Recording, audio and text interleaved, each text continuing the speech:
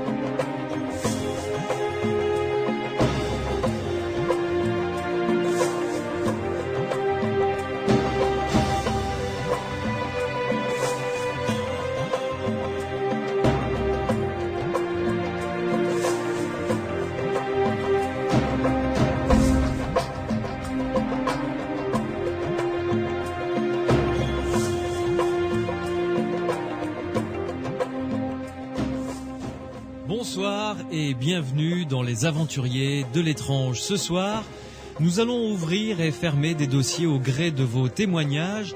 Notre standard, bien sûr, est plus que jamais à votre disposition pour que vous puissiez m'exposer, ainsi qu'à mes invités, ce que vous avez vécu et les questions, évidemment, que cela fait naître, les questions et les angoisses également.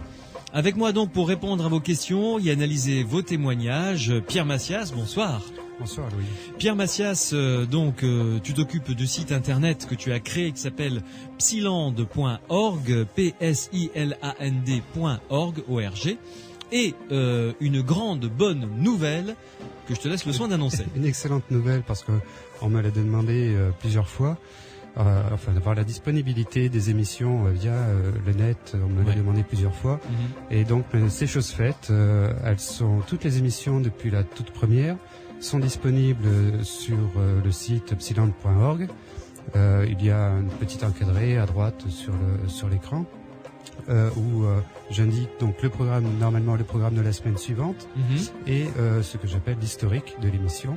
Et c'est à travers ce lien qu'on va tomber sur une page qui présente les enregistrements de l'ensemble des émissions avec les documents qui nous ont servi à fabriquer les émissions. Voilà, donc il faut remercier également la direction de Sud Radio qui a accepté que tu puisses mettre en ligne toutes ces émissions. Grand merci à Sud Radio. Ah oui, vraiment. Donc sur psiland.org, vous pouvez maintenant télécharger, on peut les télécharger également. On peut les télécharger, on peut faire ce qu'on veut, soit les télécharger, soit simplement les écouter. Voilà, vous pouvez donc télécharger ou écouter toutes les émissions depuis le début, depuis avril 2006. Tu m'avais dit que ça faisait quoi, une semaine non-stop d'écoute à peu près Oui, ça fait quelque chose comme de l'ordre de 80 émissions à 2 heures par émission. D'accord, 160 heures. Oui, ça fait moins d'une semaine. Ouais, mais 160 heures, c'est pas mal quand même. C'est pas mal du tout. Ça fait un mois de travail. Voilà. Pour y arriver. Donc, ça c'est la bonne nouvelle. Alors, nous allons recevoir également, comme d'habitude, quand il s'agit de soirées de témoignages, Renaud Évrard du GEMI. Renaud, bonsoir. Bonsoir. Comment allez-vous, Renaud ? Ah, très bien, très bien.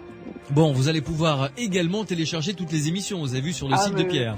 Ah, je suis très très heureux. J'adore les écouter, me réécouter bien sûr, pour apprendre de mes erreurs également. Parce que je suis très naïf en fait. Vous êtes pleine d'humilité, Renaud, c'est bien. Alors, vous le savez, vous qui nous écoutez, notre standard est à votre disposition. 0826 300 300, 0826 300 300. Morad est là pour recevoir vos appels et recueillir vos témoignages à l'antenne évidemment. Et vous pouvez également intervenir par le biais des SMS. Vous tapez Sud sur votre portable, vous laissez un espace et vous rédigez votre commentaire, votre réaction, votre question à mes invités, Pierre Massias ou Renaud Évrard, ou à moi évidemment, et ça arrive directement sur l'écran qui est juste à mes côtés. Évidemment, nous allons consacrer ces 2 heures à vos témoignages et nous commençons tout de suite. Les aventuriers de l'étrange, avec Louis Benedy sur Sud Radio. Alors d'abord un petit préambule très rapidement. J'ai une rage de dents qui me fait un mal de chien, donc si de temps en temps vous me sentez bafouiller un petit peu, c'est normal, ne vous inquiétez pas, je n'ai rien bu, rien fumé, mais c'est juste les dents qui taquinent un petit peu. Nous avons Guy qui nous appelle et qui vient de nous rejoindre. Bonsoir Guy. Oui, bonsoir, oui. Alors, Guy, vous nous avez contacté par le biais de notre émission il y a quelque temps. Nous avons discuté ensemble cette semaine. Et vous vous êtes livré avec un ami à ce que j'appellerais des séances de communication télépathique, c'est ça ? Non, le but c'était pas de faire la télépathie, c'était simplement, c'était sur un cours de communication, pour simplement être plus à l'aise avec une personne dans la communication, c'est tout. Il n'y avait pas réellement il n'y a pas une connotation spirituelle ou quoi que ce soit dans ce sens-là, du tout, hein. D'accord, vous n'essayiez pas à ce moment-là d'envoyer un message ou un symbole par l'esprit pour que lui essaye de deviner ce que c'était et vice versa, évidemment. Non, mais par contre, c'est vrai que l'exercice que nous étions en train de faire, c'était pas un exercice, c'est un exercice assez spécial. On travaillait à distance, mais on se voyait l'un et l'autre, vu que nous étions à 15 mètres. Et le but du jeu, c'était pas que le mot soit puissant, mais c'était ce qu'on émettait de nous-mêmes, il fallait que ce soit perçu par l'autre en face. Mais à travers, moi j'appelle ça l'intention, mais que je sais pas quel mot on peut mettre, à travers l'énergie, peut-être qu'on peut émettre soi-même, quoi. D'accord. Voilà. Et est-ce que vous avez eu avant que vous nous racontiez cette expérience étonnante que vous avez vécue, est-ce que vous avez eu de bons résultats dans ce sens ? Oui, réellement. Réellement, écoutez, même, je me souviendrai toujours d'un ami qui était directeur de banque, qui est venu donc nous rejoindre sur ce cours. Ouais. Alors, c'était pas sur ce lieu-ci, c'était sur un autre, hein. Et réellement, il nous souriait, il souriait, et puis il nous disait, vous savez, je crois pas un seul moment ce que vous êtes en train de faire. Ouais. Je m'écoute, ce monsieur s'appelait, que j'ai pas vu, il s'appelait Jacques. Ouais. Je vais écoute Jacques, tu vas prendre ma place, et je vais dire à Jean-Louis, donc j'essaie de chercher les mots, je vais dire à Jean-Louis de t'accuser réception à ta communication avec intention. Réellement, quand Jean-Louis a donc accusé réception à sa communication, écoutez, je vous assure, je ne mens pas. Cet homme, donc, ce directeur de banque, a mis ses mains réellement sur son poitrail, a reculé de plusieurs mètres, après il m'a regardé, cet homme n'en revenait pas. Mais réellement, quoi, il a réellement ressenti l'énergie de la communication.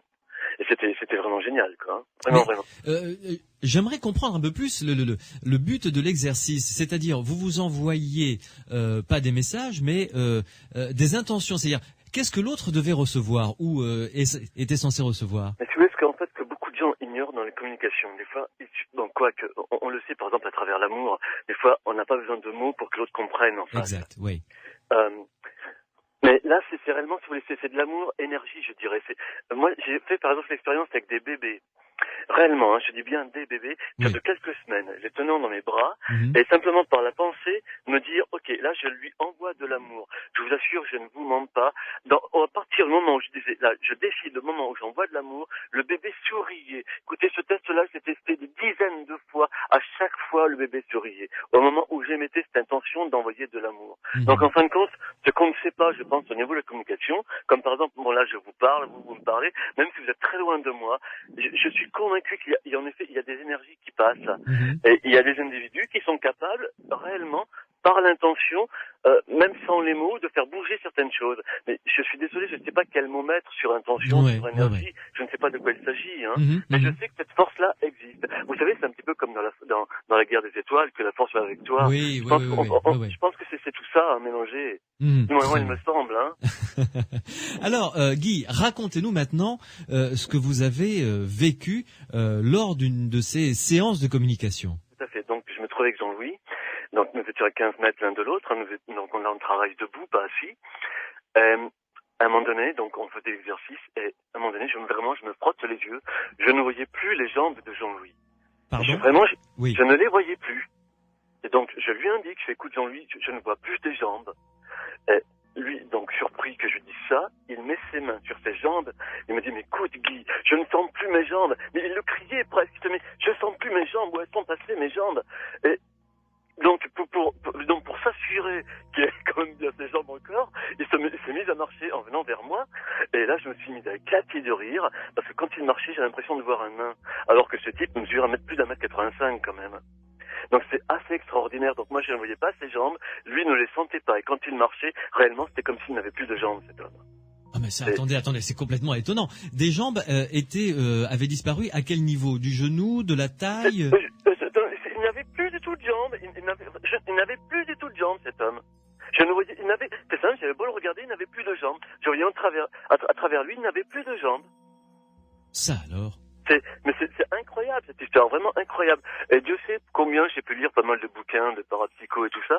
Jamais j'ai vu quoi que ce soit par rapport à ce genre d'expérience. Ouais. Je ne sais pas de quoi il s'agit. Je ne sais pas du tout. Alors, pour bien comprendre, vous étiez en train de réaliser cet exercice de communication. Il était assis, hein? Non, debout, on était debout. Hein. Vous étiez debout, très bien. Ouais. Et à un moment, vous lui avez dit, mais je ne vois plus tes jambes. C'est-à-dire qu'il était toujours debout, mais à la place des jambes, il n'y avait plus rien. Il n'y avait plus rien. Donc il était comme suspendu en l'air, quoi, en quelque sorte. Tout à fait, mais sans jambes. D'accord, voilà, c'est ça. Et lui a étonné, enfin, a essayé de toucher ses jambes. Et il vous a répondu affolé, j'imagine. Il les sentait plus.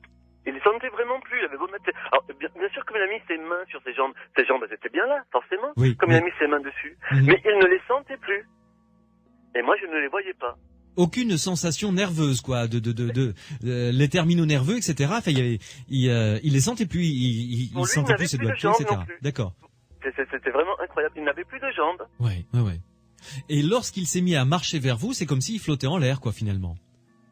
Non, en fait, c'est comme moi je le voyais comme un œuf. C'est comme si c'était incroyable comme phénomène parce que c'était pas possible comme cet homme. Il mesure 1 mètre. Je l'ai dit tout à l'heure. Il mesure donc un peu plus d'1m85. Ouais. Mais quand je l'ai vu marcher, c'était comme si il marchait sans jambes. Mais donc automatiquement, c'était son abdomen, sur haut du corps qui marchait, mais sans jambes. C'était vraiment incroyable. Et donc pourtant, j'arrive pas à m'expliquer ce phénomène. Comme il mesure 1m85, cet homme, vraiment ses yeux étaient à hauteur d'à peu près des miens, et même si on était à 15 mètres, alors que je le voyais petit. Vous comprenez ce que je veux dire? Oui. C'est époustouflant cette histoire, c'est vraiment extraordinaire. Et comment ça s'est terminé cette affaire? Comment ça s'est terminé? Écoutez, quand on est sur un exercice de communication, comme ça en général, quand il passe des phénomènes, moi j'étais moniteur donc de ces cours de communication, c'est ok, il faut pas rentrer dans des gamberges si vous voulez, et je dis ok, on reprend le cours et ça devrait passer comme c'est venu. Et en général ça se passe toujours comme ça en effet. Oui. On a repris l'exercice et puis bon stop. Et après, ses jambes sont entre guillemets réapparues, enfin. Tout à fait. Mais par contre, je serais incapable de vous dire au bout de combien de temps, parce que cette histoire, il y a quand même 20 ans de cela, même un peu plus de 20 ans.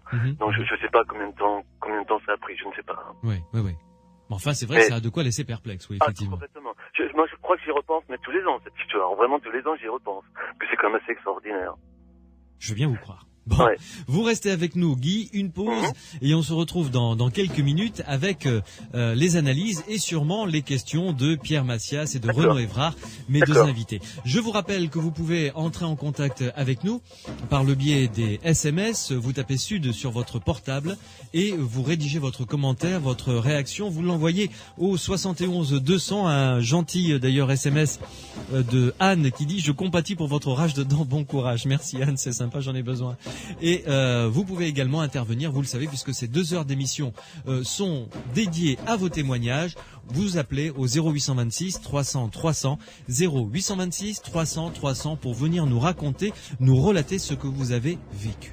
Les aventuriers de l'étrange, avec Louis Bénédy sur Sud Radio. Et vos témoignages au 0826 300 300, 0826 300 300. Guy est toujours avec nous, bien entendu.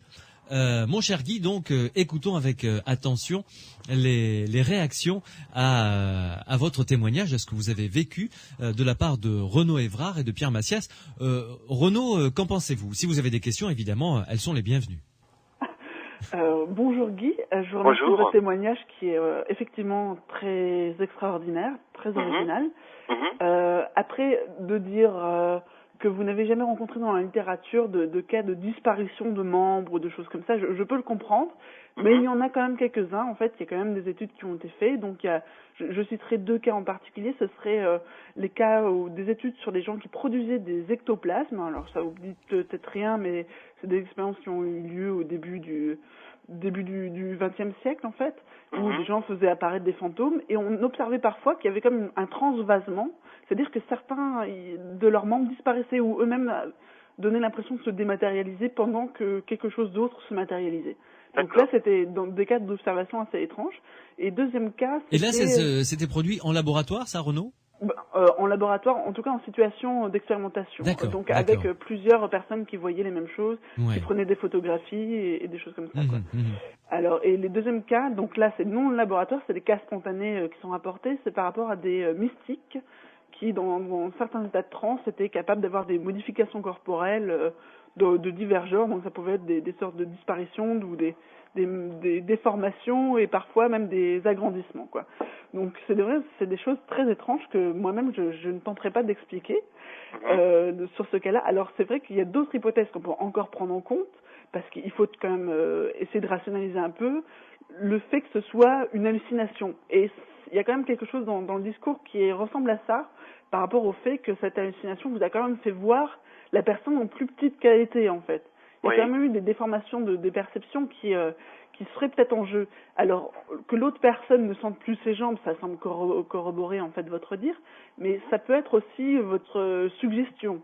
Ce que vous dites, justement, comme vous parlez au tout début de votre influence sur un peu les autres, vous avez peut-être une influence qu'on dirait comme un hypnotiseur, de suggérer des fois des états, et on peut tout à fait dans ce cas-là déformer des perceptions, faire apparaître ou faire disparaître des choses qui sont présentes pourtant dans la pièce, qui sont réelles. D'accord.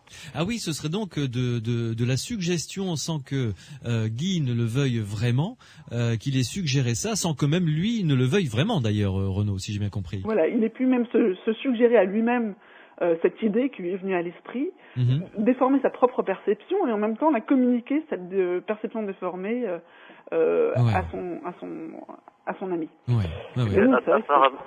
Apparemment, peut-être que j'aurais mis le doigt sur quelque chose, ce que je n'ai pas dit à Louis, parce que là, je trouvais que c'était un petit peu énorme. Bon, sur ce cours de communication, avant qu'on arrive à ces histoires de jambes, là, il y a un exercice qu'on appelait un exercice d'harcèlement. Quand le moniteur, si vous voulez, dans la communication, cet exercice consiste à harceler, donc, évidemment, comment on peut appeler, la personne qui est en face, de façon à ce que le but de l'exercice, c'est que la personne puisse confronter cet harcèlement et qu'elle ne réagisse pas par rapport à cela. D'accord? Et l'harcèlement que j'ai fait au préalable, donc ça je vous l'avais pas dit, Louis, pardon, parce que je ne voulais pas vraiment parler, mais en fonction de ce que vient de dire Renaud, je pense que ça me parle beaucoup, ça. Vous allez vite comprendre. J'imaginais derrière moi un dragon vert. Or, Jean-Louis est devenu blanc, je vous assure, blanc comme un cachet d'aspirine, parce qu'il a vu le dragon vert derrière moi. Il m'a dit, je t'en supplie, Guy, arrête de créer cette image, je vois le dragon derrière toi, j'ai une peur bleue de voir ce dragon. Et donc, en effet, je dirais que ça... Oui, tout à fait. Vous voyez ce que je veux venir. Ça explique évidemment la force de suggestion que vous aviez sur votre compagnon d'exercice, quoi. Hein. Tout à fait. Ah oui, vraiment. Oui. Renaud, ça apporte de l'eau à votre moulin. Je pense. Oui, mais en même temps, voilà, je pense que c'est une des hypothèses qui serait peut-être un peu plus réaliste, mais en même temps, on n'explique pas vraiment cette capacité à suggérer et à transmettre, finalement, de manière non verbale, donc de manière, on dirait, mentale. À l'époque, les études se portaient sur la suggestion mentale, donc sans les mots. Cette transmission d'images est quand même, d'une certaine façon, reste du domaine de l'inexpliqué, en fait. Oui. Puis-je me permettre de parler d'un autre exemple qui est arrivé donc avec un couple, en plus, c'était assez rigolo. Je peux me permettre, Louis? Oui, allez-y, Guy, oui, bien sûr. Donc c'était encore là, on était au moins une quinzaine de personnes, on était sur les cours de communication, et là, ça s'est passé le midi, on mangeait, donc on était tous à table sur la même table, et il se trouvait que j'étais en bout de table.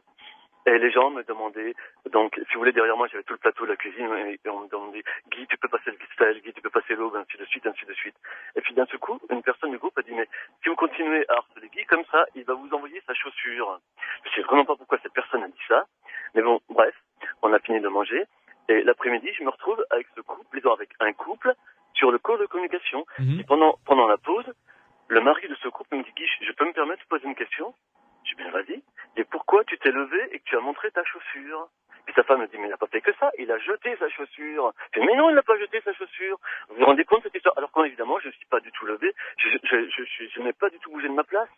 Or, ce couple a vu une scène, donc, pour le mari qui s'est arrêté, donc, avec la chaussure, ils ont montré en bout de bras, et la femme, elle l'a vu carrément voler la chaussure. C'est quand même incroyable, ce truc-là. Aussi. Et vous y avez pensé, vous, à envoyer la chaussure au prochain qui vous allait demander le sel? Non, par contre, ce dont je suis à peu près sûr, c'est qu'en effet, quand la personne me dit, mais Guy va vous envoyer sa chaussure, bon, c'est à peu près sûr que moi, je me suis créé l'image. Ça, c'est à peu près sûr. D'accord. Et apparemment, cette image a été perçue par le couple. D'accord. Renaud? Très intéressant. C'est vrai que ça va dans le sens d'une sorte d'hypnose collective où on a vu des hypnotiseurs de spectacle réussir à faire croire à une salle de spectacle entière que des choses apparaissaient qui n'étaient jamais présentes. Donc c'est vrai que ce serait de ce côté-là, de votre charisme, de votre force de suggestion. Donc à faire attention justement à ne pas en abuser de ce côté-là. Oui, tout à fait. Pierre Macias. Oui, Guy, vous alliez rajouter peut-être quelque chose? Moi, j'allais simplement dire, c'est vrai que aujourd'hui, j'ai un petit peu peur de ça, parce que bien souvent, je vois que j'ai une influence sur les autres, alors que je ne le désire pas. Oui, on a tous une influence sur les autres. Ça rentre dans ce qu'on peut appeler la communication non verbale. On communique, les gens communiquent entre eux principalement par la parole. Enfin, on a l'impression principalement par la parole. Mais des études universitaires montrent que la communication va bien au-delà, par les gestes, par les humeurs, par la manière de s'habiller, par l'attitude, la gestuelle qu'on peut avoir. Tout ça, ça rentre dans le domaine de la communication. Avoir une influence sur les autres, on interagit forcément tous. Le tout, c'est peut-être simplement de contrôler, de ne pas être agressif envers les autres, mais à partir du moment où on est animé de bons sentiments, il n'y a pas de raison d'en avoir peur. Là-dessus, sur ce thème-là d'ailleurs, je voulais revenir sur l'exemple du bébé, sans vouloir éliminer un phénomène de télépathie éventuel ou un phénomène de prémonition éventuel dans certains cas. Il y a une étude universitaire qui a montré que un bébé se calmait plus facilement si on laissait, s'énerver moins facilement ou se calmer plus rapidement si on mettait près de lui un linge que sa mère avait porté. Ça rentre dans ce genre de communication. Donc, simplement le fait de sentir l'odeur de la mère amenait à le calmer plus facilement. Donc, quand vous tenez un bébé dans les bras, vous avez avec lui tout un protocole, une schématique de communication avec lui. Et là, parfois, il est bien difficile de vouloir interpréter cette communication par une télépathie éventuelle. Oui, parce que c'est un ensemble, en fait. C'est un ensemble extrêmement complexe et dont la majorité, j'ai en tête quelque chose comme 70% de la communication serait non verbale entre deux individus. Donc c'est même une majorité de la communication dont on n'a pas conscience, qu'on maîtrise difficilement, qui est très difficile à gérer et à comprendre et à intégrer dans la compréhension d'un phénomène de transmission télépathique. Mais en ce qui concerne donc cette disparition des gens, pour en revenir au premier cas dont nous a parlé Guy. Là, je resterai complètement dans ce qu'a expliqué Renaud. Je m'aligne complètement là-dessus. Il peut y avoir une force de suggestion. Il y a la situation qui amène à faire passer encore plus facilement cette suggestion. Il y a un rapport entre les deux individus, celui qui émet, celui qui reçoit, qui a le pouvoir l'un par rapport à l'autre. À partir du moment où il y a une situation dominante de l'un par rapport à l'autre, cet autre-là va avoir tendance à ressentir plus facilement ce que le premier veut lui faire ressentir. Même de manière inconsciente. Même de manière inconsciente. Bon, faut éviter de faire disparaître les jambes des gens, hein, Guy. Voilà. Parce que non, ça le fait pas, quoi. mais je pense pas que ce soit une situation stressante. Bon, c'est étonnant, c'est quand même étonnant à vivre, certes. Mais personnellement, je n'y verrais pas une inquiétude particulière à avoir. Oui.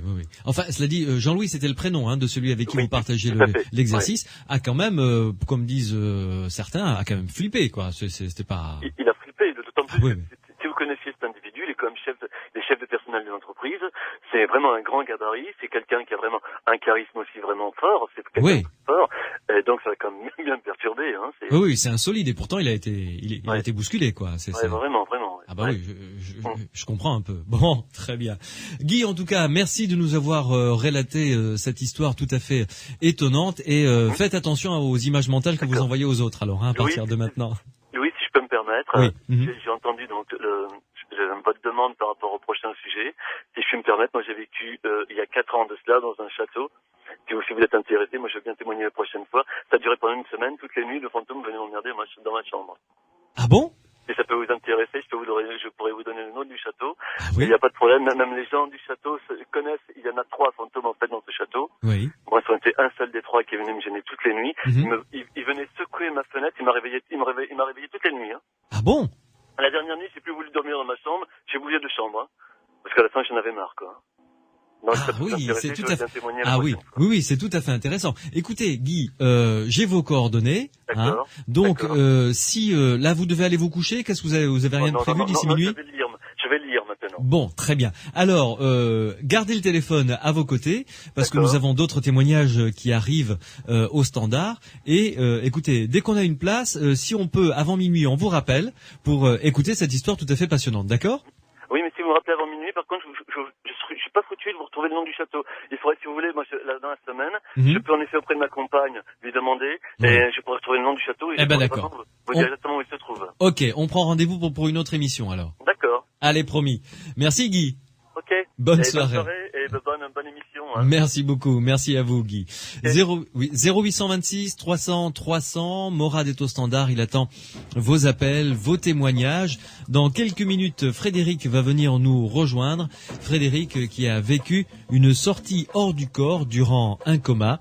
0826 300 300. Vos témoignages, nous les attendons. Vous pouvez poser vos questions à Pierre Massias, mon invité, ou Renaud Évrard. Et vous pouvez également intervenir par le biais des SMS. Vous tapez Sud sur votre portable, vous laissez un espace, vous rédigez votre commentaire, votre question, et vous envoyez le tout au 71 200.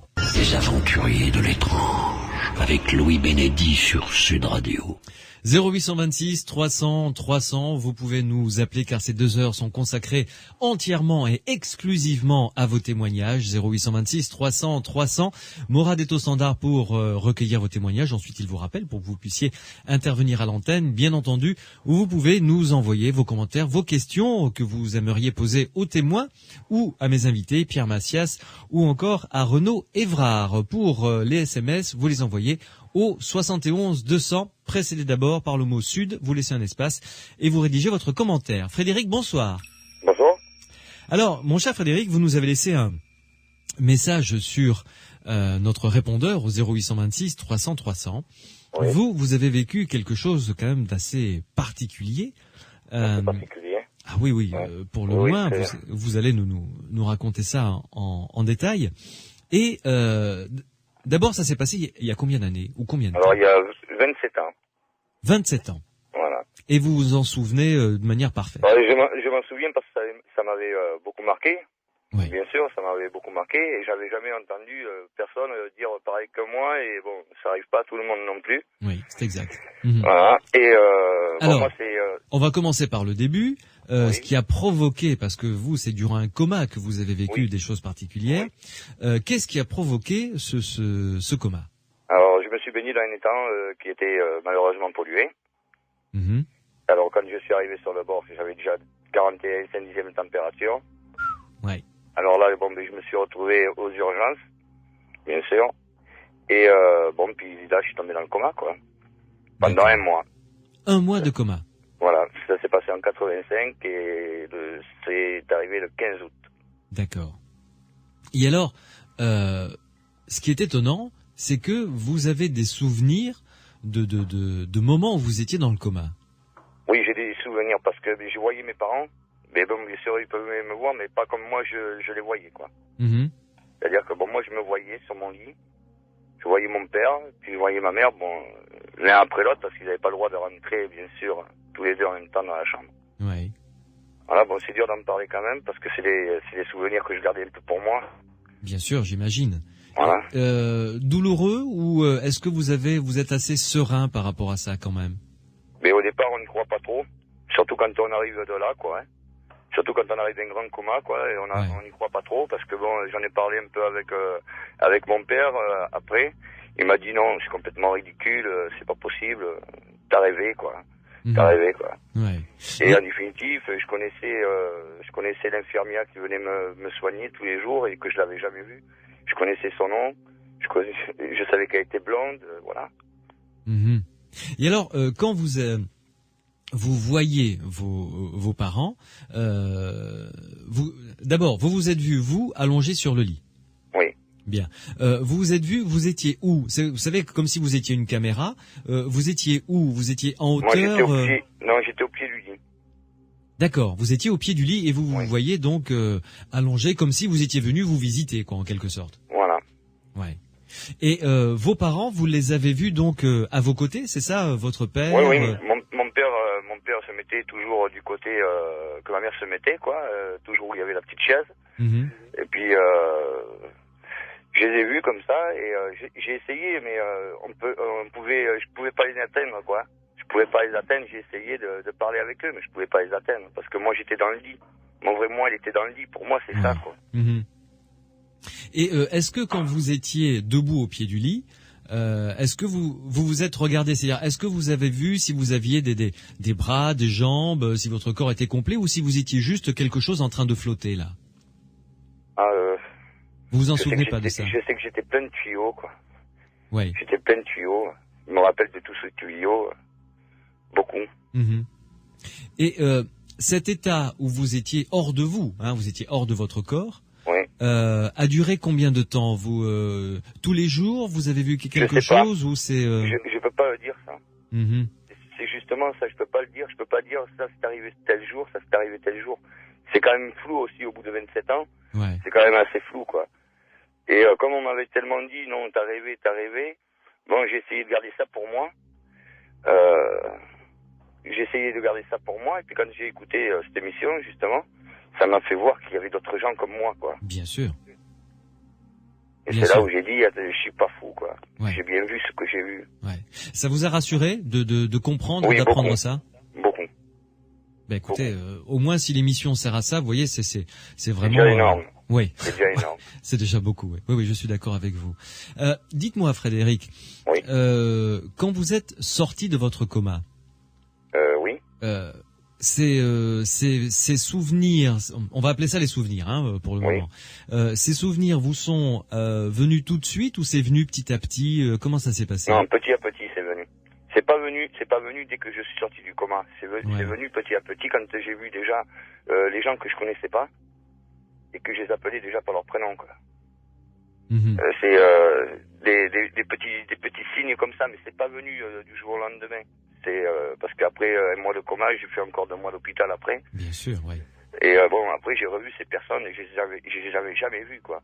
Chaque jeudi, ça changeait d'infirmière. Bon, c'était et ça, vous le saviez? Et ça, je le savais. Ouais. Ça, je le savais. C'est un peu bizarre, oui. Non, c'est pas bizarre puisque d'autres personnes l'ont vécu effectivement. Et vous avez eu beaucoup de souvenirs, c'est-à-dire avec plusieurs infirmières, vos parents, vous les avez vus plusieurs fois vous rendre visite. Quels sont les différents souvenirs que vous avez finalement? Moi, mes parents, ils venaient tous les jours, bien sûr. Bon, les infirmières, ils étaient là constamment. Vu que j'étais quand même en soins intensifs, c'était toujours le même, pas les mêmes infirmières, mais ils avaient toujours leur tour de rôle, quoi. Ouais. Ils avaient toujours leur tour de rôle. Et puis bon, personne ne pouvait venir d'autres que mes parents ou les infirmières ou des docteurs, quoi. Alors bon, la famille, mis à part mes 2 parents, il y a que j'avais vu, quoi. Et ça, vous vous en rappelez nettement, en revanche? Ah, ça, je me rappelle très bien. Ça, je me rappelle très bien. Ouais. Est-ce que vous avez entendu des choses? Non. J'ai entendu qu'on me parlait. Quoi, j'ai entendu ma mère me parler. J'ai entendu ma mère me parler. Mais est-ce que c'est... Je sais pas si c'est quand j'ai fait ma sortie de corps ou est-ce que j'entendais vraiment. Ah oui. Je peux pas ça l'expliquer. Si est-ce que j'étais devant mon lit quand ma mère me parlait, quand elle pleurait, bien sûr. Ouais. Parce que normalement j'étais considéré comme mort, quoi. Et même quand l'infirmière, parce que bon, une infirmière, c'est génial, il faut leur dire merci à ces dames-là. Ouais. C'est qu'ils sont géniales parce qu'elles nous parlent, même si on est dans le coma, elles nous parlent, quoi. Oui, elles font un boulot extraordinaire, c'est vrai. Ouais, c'est sûr. Je suis vachement ému, d'ailleurs. Oui, je comprends. On le serait à moins, quand même. Ouais. Mais dites-moi, Frédéric, ces paroles, vous les avez, enfin, vous vous en souvenez pas. Est-ce qu'il y a, voilà, la question en fait, c'est est-ce qu'il y a quelque chose que vous auriez pu, enfin, dont vous avez pris connaissance et que vous ne pouviez pas savoir, connaître, parce que vous étiez, votre corps était physique, votre corps était entubé, cloué au lit, etc. Est-ce qu'il y a des choses, hormis le prénom des infirmières, parce que des fois devant vous, devant votre corps, elles ont pu s'appeler par leur prénom, vous voyez ? Oui. Mais est-ce qu'il y a une information que vous avez eue, que vous n'auriez pas pu avoir autrement que en étant en dehors de votre corps ? Vous voyez ce que je veux dire ? Oui. C'est-à-dire que bon, à l'époque j'avais une petite amie. Oui. Et je me rappelle très bien. Et puis c'est ma mère qui me l'a dit. Et pourtant là j'étais carrément dans le coma, quoi, parce que ma petite copine, vu qu'elle voulait pas trop s'attacher, voilà, elle est partie, quoi. Elle est partie et puis voilà. Et ça, elle est partie quand moi j'étais au début de mon coma, quoi. Ouais. Voilà. Et je l'ai appris par ma mère. Et j'étais dans le coma, quoi. Et quand vous vous êtes réveillé, ça, vous vous en êtes souvenu aussi ? Ça, je m'en suis souvenu. J'ai jamais été la revoir. On s'est revus depuis, et bon, moi j'ai refait ma vie de mon côté, elle a refait la sienne, et puis voilà. Bien sûr, ouais. Et lorsque vous en avez, enfin, parlé autour de vous, vous en avez parlé qu'à votre père de ce que vous avez vécu ? Oui. Elle parlait qu'à mon père. Et il n'y a personne d'autre ? Non. Ça a dû être lourd à porter quand même, ça, non ? Durant ces nombreuses années. Assez lourd. Assez lourd, mais bon, après, on n'y pense pas tous les jours. Heureusement, d'ailleurs. J'imagine, oui. Heureusement qu'on n'y pense pas tous les jours. Mais bon, là, j'attendais, c'est dommage pour mon portable. J'ai dit, mais tant pis, je pourrais pas assister à l'émission, c'est dommage. Voilà. Ouais. Et vous avez vécu autre chose, m'avez-vous dit, Frédéric. Donc ça, pendant 1 mois, vous êtes resté dans le coma. En sortant, vous vous êtes souvenu de ce que vous aviez vu, que l'infirmière était blonde, les prénoms de ceux et celles qui vous soignaient. Vous avez vu vos parents venir parler, discuter avec vous, même si vous étiez dans le coma. Comme quoi, c'est important de parler aux gens qui sont dans le coma, même si on a l'impression qu'ils ne nous entendent pas, il faut leur parler. Ça, c'est vraiment très important. Mais vous m'avez dit également que vous aviez vu ce que vous alliez vivre après votre coma. Alors ça s'est passé comment ? Expliquez-nous ça. Alors ça, comment l'expliquer, je sais pas. Je sais pas comment l'expliquer parce qu'en définitive, est-ce que ça s'est pas créé au fil du temps ? Est-ce que ça s'est pas créé au fil du temps de ma vie qui en a découlé, quoi ? Je sais pas. Mais je savais très bien que j'allais trouver un amour de petite femme, puis que j'allais déjà avoir au moins 4 enfants. Et ça, je sais pas comment me l'expliquer. Déjà à 18 ans, je voulais déjà 4 enfants. Et bon, ben voilà. Ça, je sais pas comment l'expliquer, quoi. Alors maintenant, est-ce que ça, c'est venu après ? Je ne sais pas. Oui. C'est le truc, quoi. Vous pensez avoir, comment dirais-je, vécu une sorte de prémonition comme ça, c'est-à-dire qu'une espèce de porte se serait ouverte alors que vous étiez hors de votre corps, une porte se serait ouverte pour vous permettre de voir ce que serait votre vie en quelque sorte ? En quelque sorte, ouais, ça pourrait être ça. Ça pourrait être ça. Mais comment l'expliquer, je sais pas. Ouais, oui, ça. Je sais pas. Ça, si on réussit à trouver l'explication, Frédéric, on est prix Nobel tous les deux. Oui, je crois que, puis en plus, je sais plus quoi trop dire, quoi. Oui, non, mais je comprends tout à fait. Frédéric, vous restez avec nous. On s'accorde une pause et ensuite on discute avec Pierre Macias et Renaud Évrard, qui sont des gens qui ont l'habitude d'écouter, de recueillir ce genre de témoignages. Et au moins pour vous rassurer, vous n'êtes pas seul à avoir vécu ça, loin de là. Si vous aussi vous avez vécu ce genre de phénomènes, eh bien écoutez, venez nous rejoindre au 0826 300 300 pour nous le raconter également et comprendre et dire à ceux et celles qui l'ont vécu qu'ils ne sont pas les seuls et qu'ils ne sont pas fous. À tout de suite. Les aventuriers de l'étrange avec Louis Bénédy sur Sud Radio. Et vos témoignages au 0826 300 300, 0826 300 300. Frédéric est en notre compagnie qui a vécu une sortie hors du corps durant un coma qui a duré 1 mois. Ça va Frédéric, pas trop bousculé quand même? Non, ça va. Bon, ça va. Très bien, ok. Alors Frédéric, je passe la parole à Renaud. Oui. Renaud, vos réactions, votre réaction concernant le témoignage de Frédéric, après avoir gardé le silence pendant 27 ans, ça surtout. Alors vraiment, bonsoir Frédéric, vous avez gardé le silence pendant aussi longtemps? Cette expérience, vous l'avez pas partagée du tout? Non, je n'ai pas partagé du tout, ni avec mes enfants, ni avec mon épouse. J'ai gardé pour moi jusqu'à ce que j'entame l'émission, justement. J'en ai parlé à mon père, mais mon père n'est plus de ce monde maintenant. Voilà. Mais depuis 27 ans, je suis comme ça. Alors c'est vrai que c'est touchant, mais ces expériences-là, justement, les personnes qui le font sont souvent dans cette réaction de pas en parler, de mettre ça de côté dans leur vie, et justement pour reprendre un départ dans la vie, il faut justement être accepté socialement et donc pas forcément parler d'expériences aussi étranges. Mais là, vous êtes le bienvenu, vous voyez l'utilité de votre témoignage. Enfin, je sais pas si vous prenez la dimension dont parle un peu. Mais j'ai mes enfants, ils écoutent la radio là justement dans leur chambre. Ouais. J'en ai dit ce soir, essayez d'écouter, vous allez comprendre. Ouais. Et aussi, ça s'adresse à tout ce corps médical qui n'a pas établi sur des bases scientifiques le fait que quand on est dans le coma, on n'est pas totalement inerte. L'esprit n'est pas mort pour autant, en fait. Ouais. On n'est pas sur le mode off. Et il y a quelque chose à faire qui a un sens thérapeutique, qu'on parle ou simplement dans ce qu'on fait avec le patient, parce qu'on ne sait pas justement expliquer cet état de coma. Que fait l'esprit pendant cet état de coma? Et donc, votre témoignage, c'est quasiment la seule preuve scientifique, je dirais, qu'on peut accumuler par rapport à ce qui se passe dans cet état de coma. Et votre témoignage est ajouté à tellement d'autres témoignages du même genre que vous avez sûrement entendu, ça va peut-être changer les choses dans le bon sens, j'espère. Ça, c'est très bien. Oui, et puis en plus, même pour vous, Frédéric, ça doit vous soulager d'un poids quand même énorme. Ça m'a soulagé, mais vraiment, parce que c'est que j'étais en train de travailler, puis j'ai allumé l'autoradio. J'ai dit, tiens, je vais voir ce qu'il y a ce soir. Et puis justement, je suis tombé sur l'émission à 2 reprises. Et puis, c'est super, quoi. J'ai vu que j'étais pas tout seul, quoi. Mm-hmm. C'est là où j'ai dit, attends, moi aussi, j'ai à témoigner de quelque chose. Faut peut-être le faire. Oui, tout à fait. Tout à fait.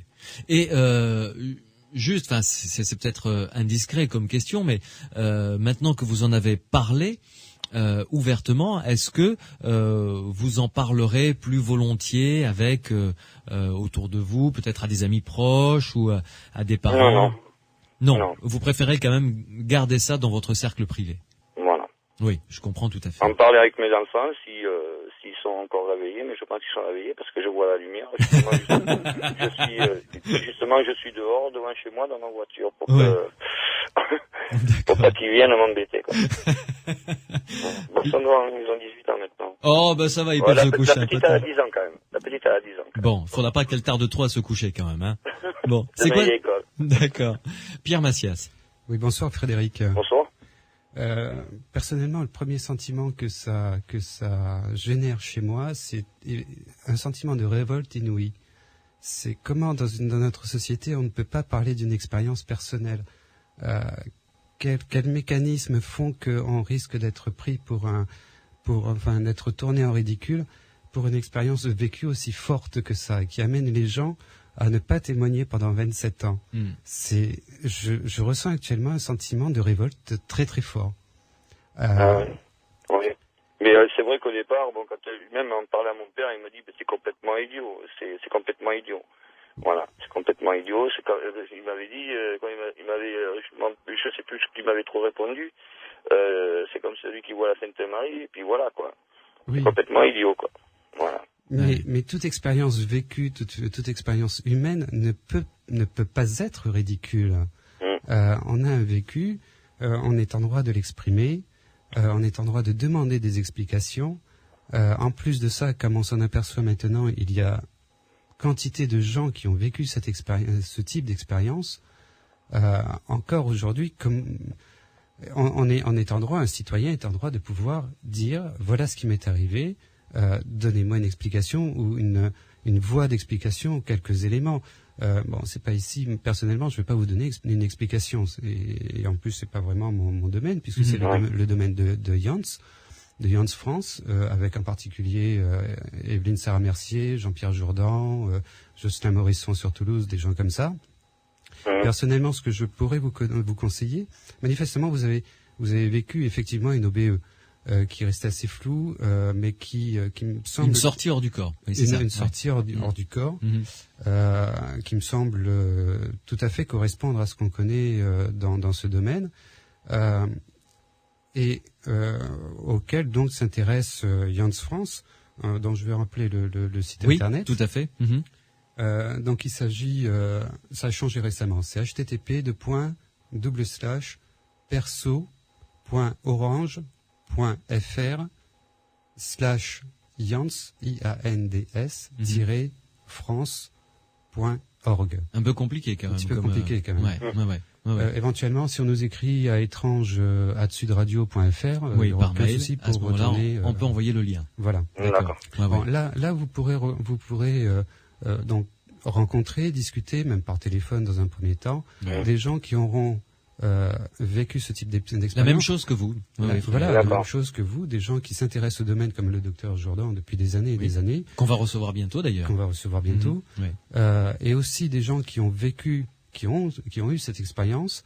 Je doute que vous soyez sur Paris, mais je sais que sur Paris, il y a un certain nombre de gens qui se rencontrent périodiquement, justement, pour évoquer ça, pour accueillir des gens qui ont vécu ce genre des nouvelles personnes comment dire, des gens qui témoignent, mais des gens qui sont angoissés parce qu'ils ont vécu ce genre de phénomène. Prennent contact pour une première fois. Un premier accueil de ces gens, de ces personnes, c'est de leur dire, ben voilà, il y en a d'autres qui ont vécu la même chose que vous. Vous allez pouvoir dans cette rencontre discuter un petit peu de cette expérience en particulier. Et ça, c'est organisé par Jans.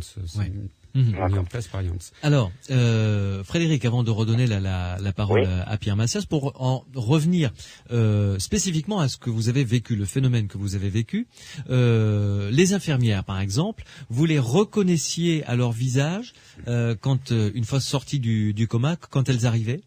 Oui. Et oui, beaucoup, à leur visage. Parce que, il y en avait une particulièrement, déjà parce qu'elle était très très très mignonne, comme en général les infirmières, comme en général toutes les infirmières, mais elle, c'est elle qui s'occupait beaucoup plus de moi que certaines, quoi. Voilà. Et donc elle, vous l'avez reconnue dès qu'elle est rentrée, enfin quand vous étiez sorti de votre coma, vous saviez son prénom, vous l'avez, voilà. Maintenant, je pourrais plus le dire. Oui, maintenant, parce que je me rappelle plus du prénom. Ça fait 27 ans quand même. Je me souvenais de son prénom, ses habitudes déjà. Ses habitudes. Voilà. Et vous n'avez pas été tenté d'en parler quand même, soit à une des infirmières avec qui vous aviez peut-être sympathisé, ou à un toubib? Non. Mais, je pourrais dire quelque chose. Oui, Renaud, bien sûr. Je voulais intervenir par rapport. On peut se poser la question pourquoi finalement le corps médical ne prend pas en compte ce vécu, ce qui vient signifier. Il y a quand même des choses dont vous avez parlé qui sont des hypothèses qui feraient dire autre chose à votre expérience, c'est-à-dire, comme vous avez dit, que c'était une reconstruction par rapport à l'avenir que vous avez vu. Vous avez vu qu'en avançant dans votre avenir, ça semblait coïncider, converger avec d'autres choses, mais en même temps, voilà, il y a une part de reconstruction après coup, après la sortie du coma, qui peut être expliquée parce que au niveau psychologique, il y a comme un vide, un trou, une perte de repères, et à partir de là, on ne sait plus trop, l'esprit ne fait plus trop de différence entre ce qui a été pensé au passé, ce qu'il est au présent, et ce qui le sera au futur. C'est justement ça, quoi. C'est justement ça. Parce que donc, plus c'est ça, mais cette explication, en effet, elle est valable d'une façon quasiment générale, il y a toujours une reconstruction, mais c'est vrai que ce que vous apportez dans dont Louis a essayé de parler, de préciser les phénomènes qu'on pourrait dire parapsychologiques. Donc quand vous avez des choses qui ont été portées à votre connaissance quand vous étiez dans le coma et qu'ensuite vous arrivez à rappeler. Alors parfois les gens ont parlé, mais normalement vous n'êtes pas censé entendre. Ces choses-là qui sont étudiées parfois par des parapsychologues ou dans des cadres même expérimentaux, même différents, dans des observations de sortie hors du corps provoquées expérimentalement. Ça vient vraiment choquer l'ordre médical. L'ordre médical, finalement, fait un pas dans le sens d'une meilleure compréhension et admission des NDE, des sorties hors du corps et des expériences de mort imminente, mais ce pas est difficile, elle peut pas le faire seule, en fait. Si le corps médical reconnaît les phénomènes psy en sortie du coma, ça bouleverse trop de choses. Je comprends que eux, ils aient cette résistance et qu'ils cherchent des explications plus terre à terre, simples, surtout que dans l'autre sens, même parmi ceux qui font partie des chercheurs dans le NDE, il y a des hypothèses complètement surréalistes, des nouveautés métaphysiques, spirituelles qui vont parfois dans la dérive. Et donc les médecins, ils se retrouvent finalement face à deux choses, soit un délire spirituel, soit des hypothèses très terre à terre, et ils ne voient pas finalement le côté, le vécu et le côté parapsychologique qui rendrait possible ce vécu. Pierre Massias, un dernier commentaire.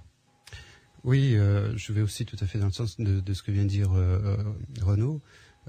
C'est difficile d'aborder le domaine pour le corps médical, mais il y a des gens qui le font, comme Pim Van Lowell, qu'on a eu l'occasion d'évoquer aussi, un cardiologue. Donc il s'est intéressé au domaine spécifiquement au domaine des NDE. Donc dans le cadre médical, et je pense que de ce côté-là, le cas de Frédéric pourrait apporter peut-être en fonction de ce qu'on aura pu conserver au niveau médical, pourrait apporter des éléments intéressants dans la mesure où j'imagine que quelqu'un dans le coma il est suivi médicalement. Ah bah oui, aux soins intensifs. Ah bah oui, il y a un dossier épais comme ça même. Oui. Oui, ça c'est sûr. Donc, ça c'est sûr. Donc vous témoignez, vous rapportez une expérience d'OBE à ce moment-là, un certain nombre d'expériences particulières. Ici, on a un matériel a priori disponible, un matériel scientifique de première qualité, peut-être je pourrais oser le dire. C'est-à-dire un suivi médical en bonne et due forme durant tout le mois de coma, au moins, ça c'est évident. Le mois de coma, qui pourrait peut-être amener des éléments intéressants pour des personnes qui s'investissent dans cette recherche. En tout cas, Frédéric, vraiment, merci beaucoup d'avoir franchi le pas. Je sais que c'est pas facile. Non, ça n'a pas été très facile. Mais en tout cas, ça vous a fait du bien et ça déjà c'est le principal. Ça c'est déjà pas mal. Donc d'abord merci de nous avoir rapporté ce que vous avez vécu, de nous avoir fait confiance. Ça c'est très gentil de votre part. Et puis restez à l'écoute de l'émission puisque dans quelques minutes nous allons avoir un autre témoignage de quelqu'un qui a vécu presque la même chose que vous. Vous voyez, vous n'êtes pas le seul. Donc là, pour le coup, vous allez pouvoir tout de suite constater que vous n'êtes pas le seul à avoir vécu une sortie hors du corps. Bonne fin de soirée, Frédéric. Mais merci beaucoup. Et dites à la petite qu'il faut qu'elle aille se coucher maintenant. Hein. Non, mais c'est bon, on y va. Merci. À bientôt, Frédéric. Allez, au revoir. Au revoir. 0826 300 300, 0826 300 300, notre standard est à votre disposition. Si, comme Frédéric ou Guy qui l'a précédé, ou Rimonde qui va arriver juste après, vous avez un témoignage à apporter, bien écoutez, nous sommes à votre disposition. Pierre Massias et Renaud Évrard sont là pour essayer de vous apporter quelques pistes de réflexion. Vous pouvez également nous contacter par SMS, vous tapez Sud sur votre portable, vous laissez un espace, vous rédigez votre question, votre réaction et vous envoyez le tout au 71 200, je les ai qui arrivent juste sous les yeux. D'ailleurs, il y a un SMS qui fait référence à mon mal de dents, qui dit mal aux dents, mal d'amour. Je la connaissais, celle-là aussi, merci. Donc, les SMS 71 200 pour vos réactions, vos commentaires. Les aventuriers de l'étrange, avec Louis Bénédy sur Sud Radio. 0826 300 300, vos témoignages jusqu'à minuit dans les aventuriers de l'étrange ou par SMS Sud, vous le tapez Sud sur votre portable, un espace et vous rédigez votre commentaire et votre réaction. Le cas échéant, vous pouvez nous envoyer également votre numéro de téléphone pour que l'on puisse vous rappeler. Raymonde vient de nous rejoindre. Bonsoir Raymonde. Oui, bonsoir à tout le monde. Bonsoir à tous et bonne année. Merci, mes meilleurs vœux également. C'est vrai qu'on peut, hein. Ma petite carte. Oui, ça m'a fait extrêmement plaisir. Merci beaucoup, Raymonde. Voilà, moi, écoutez, franchement, je voulais appuyer un petit peu la thèse de ce monsieur qui m'a un petit peu interpellée, puisque, souvenez-vous, j'avais déjà intervenu dans votre émission, pour comme quoi je sortais de mon corps, mais moi, je me trouve d'un côté et puis de l'autre en même temps, c'est-à-dire je fais 2 sorties de corps en même temps, mais je pense que ça avait un petit peu tenu votre intention. Oui. Vous vous souvenez? Oui, tout à fait, oui. Puis je vous ai marqué aussi sur ma petite carte comme quoi il y avait d'autres événements qui m'est arrivé dans ma vie, puisque je suis bombardée d'événements de ce genre-là, en fait. Et mon fils qui est décédé, qui a intervenu plusieurs fois, donc ça sera d'autres témoignages si vous le souhaitez. Mais ce soir, ce qui nous intéresse, et c'est pourquoi je voulais un petit peu témoigner, c'était surtout que ce monsieur était dans un coma. Et moi, je vais vous raconter mon histoire. Oui. Alors, ça s'est passé il y a combien de temps, d'abord? Je me suis fait opérer, je me suis fait licaturer les trompes. Donc, c'était une intervention chirurgicale désirée, souhaitée. Oui. De commun accord avec mon médecin. Et ça s'est passé en 1982, donc le 12 décembre 1982, exactement. D'accord, oui. Donc, pour ainsi dire, on m'emmène au bloc opératoire. Et on me sonde, enfin on m'a fait tout un système, on m'envoie l'injection comme quoi je devais dormir, bien sûr. Bien sûr, oui. Et malheureusement, au bout de quelques minutes, je me suis réveillée. Ah, c'est-à-dire que moi que j'avais dû être là depuis plus d'1 heure au moins, pensant être opérée d'ailleurs. Ouais. Et je me suis réveillée. Et puis, je me suis aperçue, en fait, que j'étais pas du tout opérée, puisque je me suis entendu dire qu'il fallait commencer l'intervention. Et c'est de là que j'ai réagi. J'ai dit, bah mince, alors, j'ai pas été opérée. Oh, bah mince, ça, c'est bizarre. Alors, le chirurgien a commencé, que je connaissais bien, parce qu'il me connaissait bien sur mes choses un peu étranges. C'était pas forcément la première fois non plus. Et il était avec son assistante, pardon. Et donc, là qui commence, on commence par faire des points pour vous marquer avec un crayon. Et on vous pique et ensuite on ouvre. Oui. Voilà, ça s'est passé de cette façon. Et ça, je l'ai senti puisque j'avais les draps verts sur ma tête. J'étais attachée. J'étais comme une opération dite normale, quoi. Oui, mais attendez. Avec une pipette dans la bouche, pouvant pas m'exprimer ni dire quoi que ce soit. Ils n'ont même pas vérifié si j'étais réveillée, si je dormais ou pas, parce que pour eux, j'avais eu mon injection comme quoi je devais dormir. C'était clair, net et précis, hein. Mais est-ce que vous avez ressenti quelque chose, une douleur, etc. Je peux vous dire que oui. Si bien qu'au moment de l'ouverture de l'endroit, je me suis, pour moi, évanouie, si vous voulez. Voilà, on reste pour moi évanouie, on est bien d'accord, hein. Et vous savez que moi j'ai des facultés de pouvoir sortir de mon corps dites assez facilement, parce que là il fallait à tout prix. Et je me suis dit là tu peux pas rester comme ça. Bon, c'est vrai, il est vrai que je me suis quand même sans doute évanouie. Et d'après la thèse du médecin, lui non, il pense que j'ai tombé dans un coma, ma foi. Qui croire, je ne sais pas, parce qu'ils ne veulent pas tellement admettre ces choses-là, hein. C'est pas tellement admettre qu'on sort du corps. Mais il a admis que l'injection d'anesthésie. Non, mais il a admis que l'anesthésie n'était pas assez forte, par exemple. C'est clair, hein. Ça a été très très clair, puisque vous allez voir par la suite. Alors, moi je sors de mon corps et moi je me suis dit, il faut que tu sortes parce que tu ne peux plus souffrir comme ça, c'est impossible. Donc j'ai fait volontairement la sortie du corps, si vous voulez. Et je me suis promenée, mais alors tout près, moi, parce qu'il a fallu que je voie. Je souffrais tellement, j'ai tellement vu ce qu'ils m'ont fait que je me suis dit, il faut que tu saches quand même, hein, il faut que tu vois, il faut que... J'ai assisté à l'intervention chirurgicale complète. Je faisais que de tourner volontairement tout ça, hein, de tourner tout autour de la table d'opération et presque le nez, pour ainsi dire, si on veut bien s'exprimer ainsi, le nez complètement à côté de leurs outils, quoi. Oui. Voilà, alors ça, c'était clair. Et puis, l'intervention a bien duré, moi je ne peux pas trop vous dire, parce que 3/4 d'heure à peu près. Et puis, là où j'ai réagi, et là où j'ai eu peur de ne pas revenir, je vais vous dire franchement, c'est quand le chirurgien a dit à son assistante, il lui a dit, bon, ça est bon maintenant. Puis alors, ce qui était marrant, c'est qu'il chantonnait. il chantonnait. Oui, il chantonnait en travaillant. Oui. Et il m'a mis les trompes sur le ventre. J'ai tout expliqué, toute l'opération. Et puis, figurez-vous qu'il dit à son assistante, il dit, bon, ben, maintenant, ça y est, vous pouvez, c'est tout rangé, vous pouvez la coudre. Voilà. Oui. Et alors là, je peux vous dire que la panique a commencé à me prendre parce que je me suis dit, mais là, c'est fini, alors tu pourras plus rentrer dans ton corps. Pour moi, pourtant, je vous assure, c'est vrai, vous me connaissez quand même un peu maintenant, je vous assure que j'ai l'habitude, hein, sortie de corps, moi, vous savez, j'en fais depuis toute petite, j'ai 60 ans aujourd'hui, je peux vous dire que j'en ai fait. Oui. Mais là, j'ai paniqué. Bon, déjà, je pense que j'étais faite emprise par l'anesthésie, hein, faut pas l'oublier.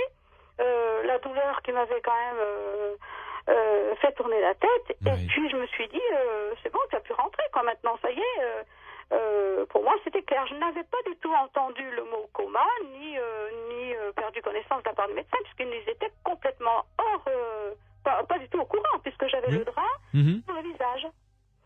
Et puis, alors, je rentre facilement dans mon corps, parce que moi, j'ai assez de facilité pour ça. Ça va, je suis bien rentrée, parce qu'il faut bien rentrer dans son corps, c'est ça le problème. Hein. Il faut bien rentrer en place dans son corps. Et bon, ben, c'est bon, elle m'a cousu. J'ai bien senti la douleur de la couture, par contre, parce que je voulais rentrer avant que ça se termine, quoi. Bon. Et puis, il termine tout ça, et puis, on m'enlève le drap, et puis on me dit, tiens, vous êtes déjà réveillé, vous? Alors, je dis, bah... je me suis pensé, j'avais encore la pipette dans la bouche, mais je disais là, s'ils savaient ce que j'ai vécu. Enfin bon, bref. Et moi, je suis pas du genre à garder les choses pour moi. Je suis partie. Enfin, ils m'ont monté dans la chambre, mais pas besoin de chambre d'éveil, puisque de toute façon, ils avaient constaté que j'étais déjà réveillée. Apparemment, ça avait l'air de bien, pour eux, ça avait bien été. Oui. Bien passé. Et je rentre dans ma chambre, et puis sur le soir, il y a le docteur qui entrebâille la porte, et puis il me dit comme ça, alors ça va,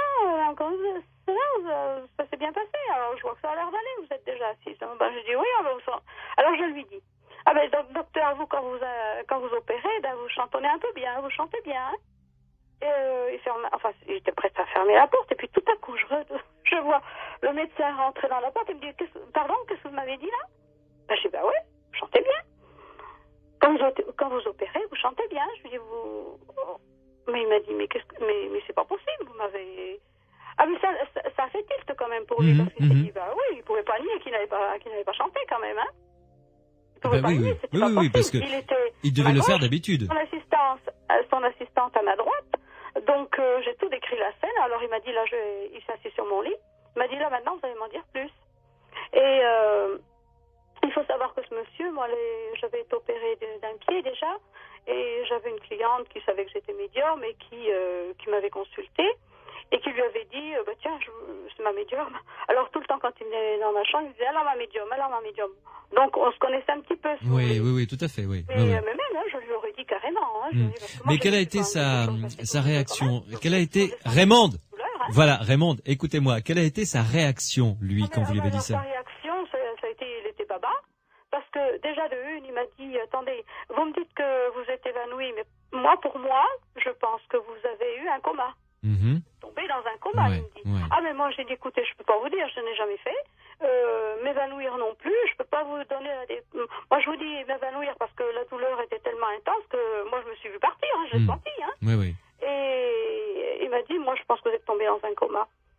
Mais ça, c'est possible. Oui, parce que il est médecin, après tout, il sait, oui. Médicalement, je peux pas le nier non plus, c'est très très possible. Et serait resté, alors mon coma, il aurait resté... Il aurait duré le temps de l'opération, en fait. Ah, tout à fait, oui, le temps de l'opération. Et moi, alors il m'a dit, mais vous allez me donner des précisions. Moi, j'ai tout expliqué, tout de A à Z. Là, il n'a pas pu nier. Puis il m'a dit, bah oui, effectivement, j'ai bien fait ça comme ça. Vous n'avez pas étudié la médecine? Je dis, pas du tout, jamais de la vie, vous me connaissez suffisamment. Ouais. Et là, je peux vous dire, il est resté pomme-toi. Hein.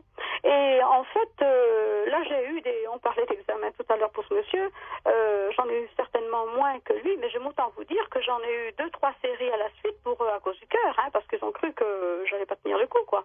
Bah oui. Et en fait, je m'en suis très très bien tirée de cette histoire-là, Mais alors moi c'était ma façon, comme d'habitude, pour ainsi dire, que là où c'était plus étrange du tout, c'était de savoir que je pouvais tout voir au moment où je souhaitais, voir l'intervention. En fait, ça m'a presque rendu service, moi, de voir comment se passait une intervention chirurgicale. En fait. Et oui, surtout d'autant qu'elle vous concernait, évidemment. Alors, nous allons faire donc une petite pause et on va se retrouver avec Renaud Evrard et Pierre Massias pour qu'ils nous livrent leurs commentaires, leurs impressions et puis peut-être poser des questions à Raymonde sur ce qu'elle a vécu. À tout de suite. Les aventuriers de l'étrange avec Louis Bénédy sur Sud Radio. Avec vos témoignages au 0826 300 300, 0826 300 300, si vous pensez avoir vécu quelque chose de l'ordre du paranormal. Tiens, par exemple, hier, nous avons reçu un éminent spécialiste des observations d'OVNI et des dossiers d'OVNI. S'il vous est arrivé d'observer des choses tout à fait étranges dans le ciel, eh bien, n'hésitez pas à nous le raconter ce soir. Nous sommes ensemble jusqu'à minuit. Renaud Evrard, votre commentaire, votre première réaction concernant ce que nous a raconté Raymonde. Alors c'est vrai que c'est toujours un témoignage très intéressant et qui revient de façon cyclique. On a déjà entendu, on a l'impression de déjà le connaître. Et pourtant, j'aime beaucoup la façon dont Raymonde a pris à partie le médecin et comment elle a essayé de modifier sa perception de son coma à elle, en fait. C'est-à-dire que, comme je disais tout à l'heure, les médecins, surtout les chirurgiens, essayent de travailler en se disant qu'ils travaillent une sorte d'objet inerte. Peut-être pour être plus efficace et enlever l'affectif, peut-être aussi. Voilà, c'est ça. Et ça a sûrement une utilité. Et à côté de ça, on ne sait pas exactement, parce que c'est quand même insondable, que fait l'esprit pendant le coma. On se douterait du fait qu'on l'anesthésie, donc ce serait comme si on l'endormait et il serait censé rêver, mais l'esprit peut-être pourrait faire autre chose. Et donc là, se rendre compte de la situation, donner des éléments objectifs sur ce qui s'est passé dans l'environnement immédiat, c'est quand même quelque chose qui vient toujours troubler cette image du corps inerte et qui vient questionner. Et je pense que c'est une énigme basée sur des témoignages, mais qui est quand même à prendre en compte, quoi. Oui. Pierre Massias. Oui, je suis comme tout à l'heure dans la même direction que Renaud.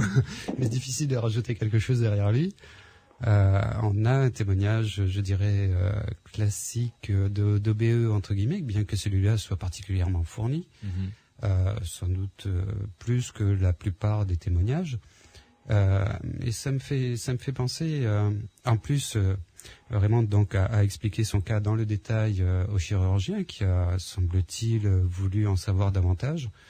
Je trouverais particulièrement intéressant que ce chirurgien, ou disons plus généralement des chirurgiens ou des médecins, dans le cas d'OBE, viennent nous raconter comment ils voient ces témoignages de leurs patients. Ce serait, dans le cas de Raymonde, je serais très très intéressé d'avoir l'avis direct de ce chirurgien, en fait. Ouais.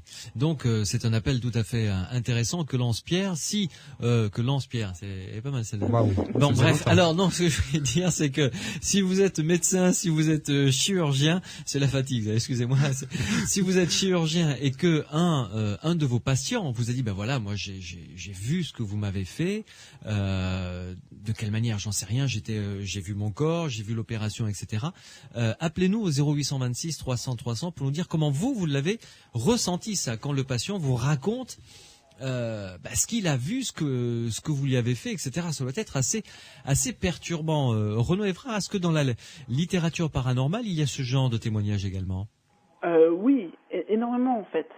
C'est ça ce qui est problématique, parce que ces témoignages reviennent et quand ils portent des éléments objectifs, c'est ces éléments objectifs qui sont rejetés. Et pourtant, on sent que là, qu'il y a une sorte d'utilité. Je disais que pour le médecin, traiter son patient comme si c'était un objet inerte, ça a son utilité pour son efficacité à lui. Et on entend même de la part de Raymonde que voir comment se passe l'opération a une utilité pour le mieux vivre la chirurgie et mieux vivre l'après-coup de l'opération. Et donc, prendre en compte cette expérience, je pense que ça peut aller dans le bon sens. Alors, c'est vrai qu'on retrouve ça dans la littérature, mais au niveau des explications, on a toujours ce problème entre qu'est-ce qui serait neurophysiologique, qu'est-ce qui serait psychologique et qu'est-ce qui serait, disons, paranormal. Mais là, non, je pense que c'est de l'ordre de l'énigme et finalement c'est une énigme qui renvoie à d'autres énigmes du fait que ce serait la conscience qui serait étendue à tout l'environnement et qui pourrait pas s'éteindre comme ça de façon totale, quoi.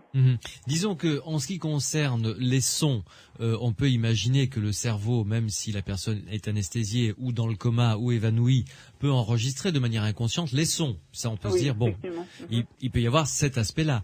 Mais voir directement l'opération avec ses yeux, en même ou autre temps, chose, là, on n'en sait rien, mais bon. Oui, on a des éléments qui sont pas forcément visuels. C'est-à-dire qu'on a l'impression, elle sent par exemple que des choses sont posées sur son ventre, mais ce serait du domaine du toucher à ce moment-là peut-être, et qui serait ensuite rétabli au niveau d'une représentation imaginaire. Donc c'est vrai qu'on n'a pas les éléments comme tout à l'heure le prénom des infirmières, ou enfin c'est des choses, bon peut-être, enfin c'est à voir quoi. Mais on n'a pas une sûreté à 100% en fait par rapport à une garantie qu'il y ait eu un phénomène paranormal là-dedans, mais il y a quelque chose à travailler. Oui, par exemple, Frédéric nous a dit, je me souviens très bien de cette infirmière et de son prénom, elle était très mignonne et c'est elle qui s'occupait les 3/4 du temps de moi. Bon, qu'il se souvienne de son prénom, certes, mais du fait qu'elle soit très mignonne et blonde, je veux dire, hormis l'avoir vue par un biais quelconque, je vois pas comment il aurait pu le voir. Alors il était dans le coma. Qui vont extrêmement loin, c'est-à-dire que au lieu de rester dans la salle d'opération et de regarder son corps, des personnes voyagent dans le couloir, dans tout l'hôpital, sortent dehors, rapportent des événements qu'aucun des médecins ne connaissait directement. On a aussi, d'une façon expérimentale, avec des gens qui arrivaient à pratiquer volontairement de sortir du corps, où là, ce qui se faisait, c'est qu'on mettait des choses au plafond. Je crois qu'on en a déjà parlé dans l'émission, mais on mettait des messages cachés au plafond en aveugle, que personne présent n'était censé connaître, et le sujet qui devait sortir de son corps devait capter ces messages-là. Et on a maintenant des hôpitaux qui s'équipent dans les salles de réanimation pour justement mener à la fois cette recherche expérimentale pour savoir si, par exemple, le patient en réanimation ou en opération va sortir de son corps et voir des éléments qui restent cachés à l'ensemble du personnel. Donc là, vraiment, de l'objectivité, on peut l'atteindre, je pense. Ça, c'est très intéressant, ça, comme expérimentation. Et oui, c'est ça. C'est vrai que c'est difficile de produire des sortir du corps de façon générale. Il y a des personnes à qui ça arrive souvent. Certes, oui. Donc la Raymonde, peut-être, mais sinon, voilà, c'est pas tout le temps non plus, quoi. Ouais. On vient de recevoir un SMS au 71 200 qui dit bonsoir, concernant les OBE, donc Out of Body Experience, et NDE, Near Death Experience, et ce sont les deux termes anglais que l'on utilise couramment dans le monde du paranormal pour dire sortir du corps à expérience de mort imminente. Ce SMS donc dit lire les ouvrages du docteur Charbonnier, dont le dernier, L'après-vie existe, il est très intéressant. Pierre Massias, vous le connaissez ce livre, et puis nous avons reçu le docteur Charbonnier également. On a reçu le docteur Charbonnier, oui, qui est médecin au service de réanimation. Qui est anesthésiste, il me semble. Voilà, c'est anesthésiste ça. Au service de réanimation de Toulouse. Oui, sur les NDE, il y a de la littérature. On va en trouver sur le site de Jans France. Il y a énormément de littérature autour de tout ça. Il y a même des travaux universitaires. Je pense à une mémoire d'infirmier. Il y a des thèses de médecine. Il y a énormément de documents. Oui, pas mal de documentation qu'on peut retrouver sur ton site d'ailleurs, psylande.org. On va en trouver quelques-uns sur mon site. Oui. En particulier, il existe aussi sur le site de Jans France. J'ai repris sur mon site des thèses autour des NDE, entre autres mémoires. Mais on va les trouver aussi sur le site de Jans France sans problème. Renaud Évrard, hormis ce livre qui est très intéressant d'ailleurs, c'est vrai, du docteur Charbonnier, est-ce que vous avez un ouvrage peut-être à recommander? Oula, pensez-y pour tout à l'heure, voilà. Peut-être la mort transfigurée de Evelyne Sarah Mercier avec plein d'autres auteurs, dont Pascal Le Maléfant, Joe Arciamet, où il y a des réflexions qui sont apportées par des gens. Mais c'est vrai qu'il y a peut-être justement une dérive possible. Est-ce qu'on a le droit actuellement, avec ce qu'on a comme élément, d'apporter une interprétation à ces expériences? Moi, je dirais qu'il faut encore être prudent, je pense. Donc titrer un livre, l'après-vie existe, c'est déjà délicat, je pense. Oui. La mort transfigurée, donc d'Evelyne Sarah-Mercier. Oui, tout à fait intéressant, c'est vrai. Merci Raymond, en tout cas, de nous avoir relaté cette expérience que vous avez vécue. Et évidemment, j'invite ceux et celles qui ont vécu ce type d'expérience également à venir nous rejoindre et à en parler au 0826 300 300, comme l'ont fait Frédéric, Guy, Raymond, et comme va le faire à l'instant Christiane, qui va venir nous rejoindre pour elle nous parler. Alors là, avec elle, on va ouvrir un autre dossier, un dossier concernant peut-être les apparitions ou les maisons hantées. C'est ce que nous allons voir avec son témoignage sur Sud Radio dans quelques instants. Les aventuriers de l'étrange, avec Louis Bénédit sur Sud Radio. Au 0826 300 300, vos témoignages concernant des phénomènes paranormaux que vous avez vécus. Christiane nous rejoint. Bonsoir Christiane. Allô ? Oui, bonsoir. Oui, bonsoir Christiane. Alors, vous nous appelez de la région toulousaine, c'est ça ? Oui, je suis carrément à Toulouse, oui. Très bien. Et alors il vous est arrivé quelque chose, mais c'est concernant la maison dans laquelle vous vivez, ou alors une maison... Oui, absolument, oui, la maison maternelle, oui. Une maison ancienne ?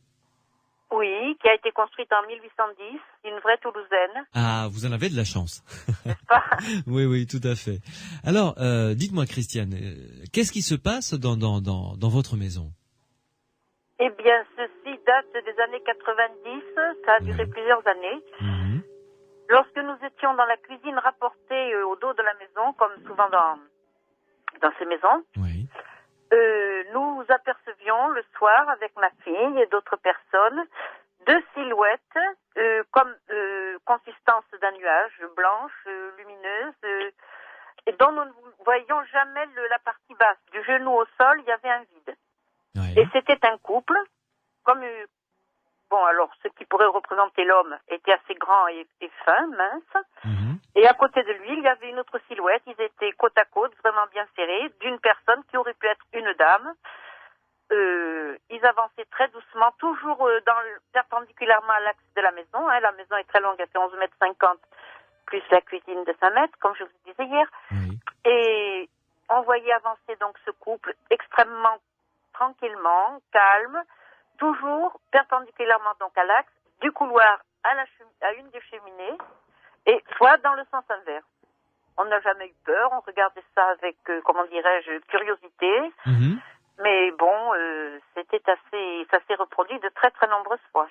Mais dites-moi, c'est quand même... Je vous entends pas beaucoup. Ah, très bien, on va essayer d'arranger ça, mais dites-moi Christiane, vous étiez nombreux à l'avoir vu ? On était 5. Ah oui, quand même. 5, mais il n'y a que ma fille et moi vraiment qui les distinguions bien. Et les autres, qu'est-ce qu'ils ont vu ? Parce que vous avez échangé. Ils essayaient de voir parce qu'on se bousculait un peu, la cuisine n'est pas très large. Oui. Et non, c'est surtout ma fille et moi qui les avons vus.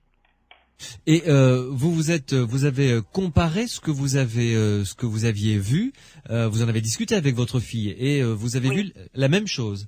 Ah oui, absolument, et au même moment. Et autant de fois l'une que l'autre du moment où nous étions présentes sur place.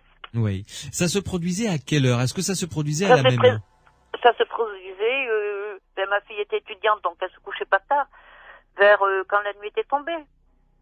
Donc certainement l'hiver, il devait être 10h30 maximum, 10h30, 11h. Oui. Jamais dans la journée ? Ah non, jamais dans la journée, non. Et d'abord, pour une question de luminosité, je pense que ça n'aurait pas été visible. Peut-être qu'ils étaient là. Oui. Mais nous, on ne les a pas distingués. Puis dans la journée, on est à l'extérieur, on n'est pas tellement Oui. Et disponible. Le parcours de ces 2 silhouettes était toujours la même. Toujours la même, oui. Ça fait à peu près 5 mètres 50. Oui. Couloir compris.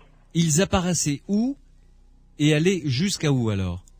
Eh bien, ils rentraient par le couloir, par la porte qu'on laissait ouverte parce qu'on montait, on descendait, vers la cheminée de marbre du rez-de-chaussée, côté jardin, opposé à la rue. Et sans mouvement, on aurait dit qu'il glissait. Voilà, il glissait. Et ensuite... Soit dans un sens, soit dans l'autre. Oui. Toujours dans cet axe, dans cette direction. Et ensuite, il disparaissait ? Oui. oui, tout d'un coup, ça s'est passé. Arrivé soit vers le couloir, soit vers la cheminée, on ne voyait plus rien, sans intermédiaire d'image. Oui. Et comme alors... si on avait donné un coup de gomme, bon. Oui, d'accord. Et est-ce que vous vous êtes renseigné sur, je sais pas moi, oui, l'histoire de la maison, des choses comme ça? Non, je l'ai pas fait, non. Vous semblez, j'aurais peut-être dû le faire. Oui, mais vous semblez en avoir peur, non? Ah non, absolument pas. Non, je suis un peu habituée à ce genre de choses. Non, parce que ma grand-mère parlait beaucoup de tout ça, ma grand-mère maternelle. On était assez branchés sur un plan spirituel. Non, j'avais absolument pas peur. On savait qu'éventuellement, après la vie terrestre, il y a une autre sorte de vie spirituelle ou énergie ou ce que l'on voudra. Oui. Ça nous semblait pas une chose naturelle, mais on l'acceptait très bien, comme une évidence. Et là, ces phénomènes sont apparus, comment dirais-je, votre mère les a vus avant, c'était ancien dans la maison, ou alors c'est... Non, maman, elle ne m'a pas exprimé ça, pourtant on était très liés. Oui. Elle me disait par contre, alors on parlait des décorporations tout à l'heure, là, au cours de cette émission, oui. Souvent il lui arrivait de sortir de son corps durant son sommeil, et je me souviens particulièrement, elle est décédée en 82, elle me disait particulièrement, quand je reviens en moi, je me dis, mon Dieu, comme ce corps est lourd. Ah oui.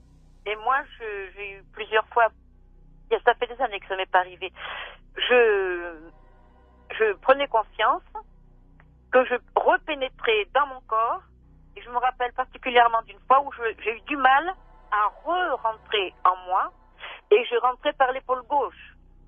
Et c'était extrêmement difficile. Bon, je me suis réveillée là-dessus. Oui. Et ça m'est arrivé d'autres fois. J'avais l'impression que mon corps numéro 2, absent, spirituel, immatériel, rentrait en moi comme si ça me faisait penser à ça, comme si on essayait de mettre de la chair à saucisse dans un tuyau pour faire de la saucisse. Ah mon Dieu, quelle horreur, oui, d'accord. Non, pas du tout, quelle horreur. Donc j'avais du mal à qu'est-ce que c'était la vie, mon être réel, repénétrer en moi, et c'était difficile, j'avais du mal à repénétrer en moi. Oui. Ça fait des années que ça m'est pas arrivé d'ailleurs. Mais... Par contre, je dis, on parle de ce genre de choses, c'est différent, mais ça touche toujours au même domaine. Je disais hier à la personne, c'est vous qui m'avez interrogé hier soir? Non, c'était Morad qui était au standard qui vous appelait. Morad. Oui, tout à fait. Je lui disais par exemple d'autres événements dans cet esprit. J'ai créé une association en 89 en faveur des personnes en difficulté, l'association du Vivier, dans cette maison. Et il y avait avec moi un jeune Belge qui avait 22 ans de moins que moi. On va l'appeler Pierrot. Tant qu'il a été dans la maison, à un certain moment, surtout sur le matin, il est arrivé très souvent que je sente bondir dans mon dos, sur le lit, un poids, comme si un chat bondissait sur le lit. Oui. Alors, selon ce qui était extraordinaire, c'est que chaque fois que cet événement avait lieu, un événement désagréable Ah oui, c'était un signe d'alerte, quoi. Mettons, sur les 48 heures. Et oui. Alors, si c'était un bon léger, c'était un petit embêtement. Plus le saut était important, plus l'embêtement était important. Et ça, c'était caractéristique, ça s'est produit de très très nombreuses fois. Et le jour où ce garçon est parti, même quand il a vécu en dehors de nous, il était avec une jeune femme de Lonaguet, ça existait. Du jour où il est parti de France, il est retourné en Belgique, tout s'est arrêté. D'accord. Ah ouais. Mais il était très charismatique, il était très généreux, très marrant. Je pense que c'est peut-être lui qui a engendré ce genre de choses. Mais les deux silhouettes, par contre, ils n'étaient pas encore dans la maison. Ouais. On appellerait les fantômes. Oui, voilà, pour plus de commodité. Renaud Évrard, que pensez-vous d'abord de ce phénomène de deux silhouettes qui viennent gentiment se balader comme ça, faire leur tour habituel, suivant toujours le même circuit, dans une maison? Alors, on pourrait penser tout de suite en fait à une sorte de hantise, à différencier justement du cas où c'est un jeune Belge qui vient. J'étais pas encore là pour Oui, il n'était pas encore là. Il n'était pas encore là, lui. Oui, donc en fait, ce serait la distinction entre hantise et poltergeist, c'est-à-dire une hantise centrée sur une personne et une hantise centrée sur un lieu, une histoire, quelque chose comme ça. Après, là, j'avoue que il y a eu beaucoup de choses et que j'ai un peu du mal à remettre tout dans un style narratif. Alors, je ne sais pas trop, je pourrais peut-être céder la parole, je passe mon tour, Joker. D'accord. Parce que ça me semble, je ne saurais expliquer en fait toute cette dynamique-là. Oui. Bon.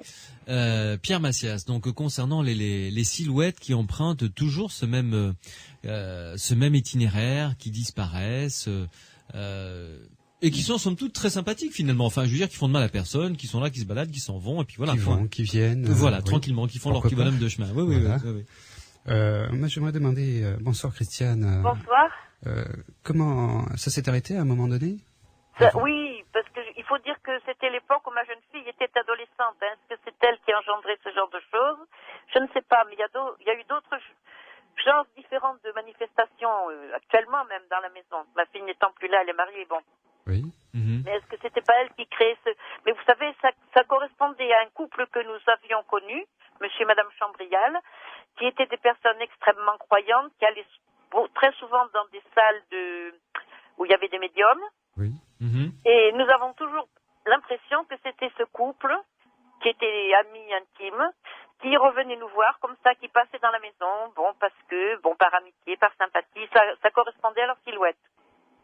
Ils étaient décédés peut-être 10-15 ans au préalable. Oui. Mais ça me semble court quand même, 10-15 ans. La période de temps, ça a duré combien de temps la 3-4 manifestation? ans. Ah oui. 4 ans. Oui, 3-4 ans, d'accord. Oui.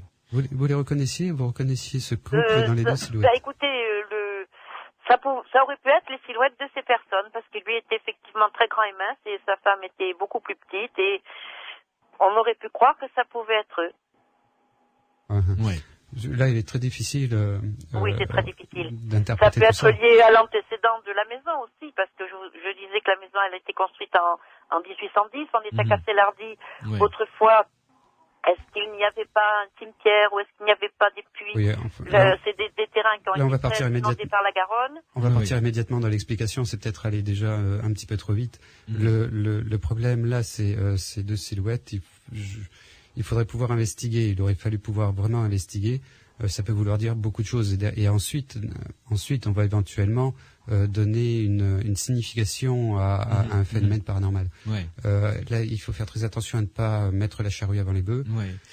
Est-ce que par exemple un phénomène de production gazeuse ou quelque chose comme ça pourrait expliquer ce type de phénomène qui suit toujours le même cheminement, c'est-à-dire le même courant d'air qui se produit dans la maison et qui finit devant la cheminée, vous savez, une espèce d'appel d'air. C'est peut-être bancal comme hypothèse, mais je sais que ça s'est produit par ailleurs déjà. Oui, ça s'est produit par ailleurs dans des châteaux avec de la pierre volcanique. On a imaginé ce genre d'explication.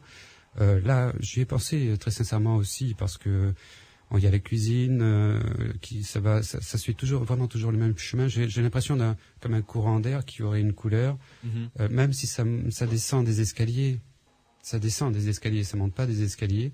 Ça se dirige vers une cheminée où on peut avoir un foyer, un reste de foyer. Enfin, ça dépend de l'utilisation qu'on a de la cheminée. Ça fait deux étages dans une maison. Ça fait des différences de température, des différences d'environnement qui peuvent aller savoir générer quelque chose. Donc c'est la première étape qui va être de mettre en évidence le fait extraordinaire, je vais dire, est très importante. Et après, on va pouvoir éventuellement chercher à le comprendre. Et là, le problème, c'est que le phénomène n'apparaît plus. On ne va pas pouvoir investiguer dessus. On manque en fait de témoignages actuels, ce qui serait de ce qui se passe maintenant. Voilà, ce qui serait extrêmement intéressant, c'est que ce type de phénomène se passe maintenant quelque part et qu'on puisse vraiment voir ça, enfin voir entre guillemets, parce qu'il ne s'agit pas de voir simplement en tant que voyeur, mais de réaliser une investigation, donc d'appréhender le phénomène en cours de production, quand il est encore là. Oui, c'est pouvoir être témoin de ce type de phénomène avec toute une série de spécialistes aptes à essayer d'explorer plusieurs pistes différentes. Voilà, avec les outils aussi bien matériels que de compétences pour investiguer sérieusement l'événement. Oui, nous sommes donc des Ghostbusters en puissance, quoi, si j'ai bien compris, Pierre Massias. Personnellement, je partirais pas à la chasse, mais l'investigation scientifique du phénomène est particulièrement intéressante. Et je te suivrai de très très près. Vous restez avec nous, Pierre Massias, Renaud Évrard. Dans quelques instants, on se retrouve avec l'autre témoignage d'Alain, qui lui va nous parler également d'un phénomène de maison hantée. Les aventuriers de l'étrange, avec Louis Bénédy sur Sud Radio. Et vos témoignages au 0826 300 300. Vous pouvez également nous envoyer des SMS. Vous tapez Sud sur votre portable. Ensuite, votre question, votre réaction. Un SMS là qui vient d'arriver de Christiane qui nous dit: une personne aveugle peut-elle faire une sortie hors du corps? Et si oui, comment le vit-elle? Renaud Évrard, c'est une question tout à fait intéressante, ça. Oui, je pense que c'est une expérience possible. Il ne faut pas penser que la sortie hors du corps est simplement quelque chose qui se vit au niveau du visuel. Comme on a dit, on a toutes les autres sensibilités qui peuvent être mises en avant. Et donc, je connais pas personnellement, moi je n'ai pas reçu de ce type de témoignage de la part d'aveugles, mais je pense pas que ce soit impossible. Pierre Massias, est-ce que vous avez entendu parler de ce type de témoignage? Parce que là, ce serait intéressant, effectivement. Oui, ce type de témoignage existe effectivement. Par contre, je vais peut-être sortir la carte du Joker comme on a dit tout à l'heure et proposer. Ça fait rire Renaud. Ça fait rire Renaud. Et proposer, je crois que ce sera beaucoup mieux d'écouter Jean-Pierre Jourdan quand il viendra nous rejoindre dans pas longtemps. La semaine prochaine en principe, si tout va bien. La semaine prochaine normalement. Bien. Alors, nous avons Alain qui vient de nous rejoindre. Alain, bonsoir. Bonsoir. Alain, bienvenue dans Les Aventuriers de l'étrange. Et vous nous appelez pour nous relater une expérience de maison hantée que vous avez vécue. Oui, alors c'est assez simple. C'est une maison qui date de 1920 à peu près. Et donc j'étais avec ma fiancée, elle était dans une chambre, moi j'étais dans l'autre, ça passait en 1981, c'était encore l'ancienne mode. Et à un moment donné, elle a passé la tête et elle m'a dit viens voir. Donc j'ai été dans sa chambre, qui était séparée par un couloir. Elle m'a dit voilà, j'ai reçu ce réveil sur le plexus alors que j'étais en train de lire avant de m'endormir. Bon, je l'ai écouté soigneusement, puis j'ai pas trop fait attention. Et naturellement, pour pas que les parents entendent le moindre bruit de voix, j'avais fermé la porte.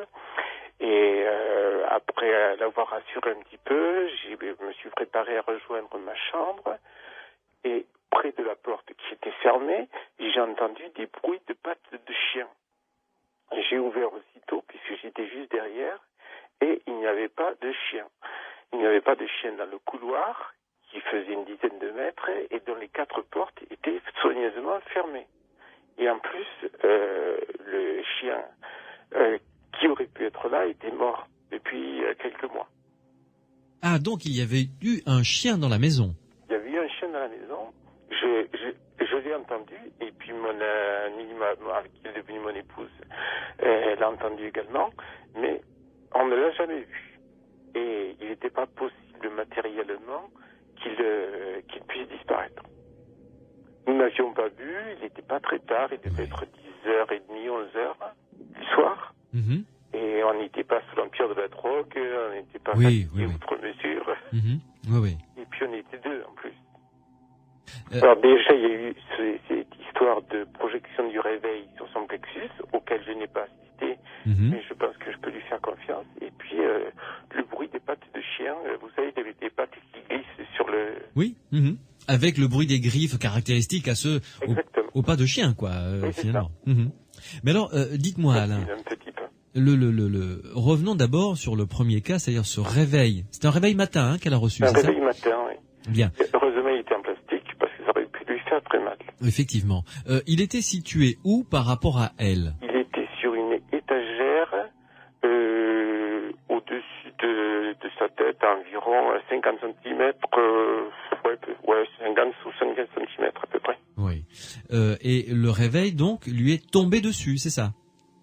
Il n'est pas tombé, il a été projeté. Enfin, c'est ce qu'elle m'a dit, complètement différent. Oui. C'est-à-dire, elle a senti la force et en plus, elle était éveillée. Oui, complètement, d'accord. Elle, ce que je vais essayer de comprendre, c'est la situation du réveil par rapport à elle. Le réveil était sur une étagère. Il était sur une étagère. Alors, elle était sur sa droite. Était assise. Elle était assise dans le lit et il était environ 75 cm de son plexus et à une hauteur de 50 cm au-dessus de son plexus. D'accord. Et il était sur sa droite. Sur sa droite, oui. Oui. L'étagère, pour qu'on comprenne bien, était le long du mur, c'est-à-dire perpendiculaire à elle ou parallèle à elle? Parallèle au lit, je veux dire. Parallèle au lit. Donc parallèle à elle. Oui. Ah oui, c'était un lit comme ce qu'on appelait un cosy, non? Quelque chose comme ça. Oui, quelque chose de très petit. Voilà, oui, c'est ça. Un lit cosy avec des étagères sur le côté où on peut ranger des livres et effectivement un réveil matin. D'accord.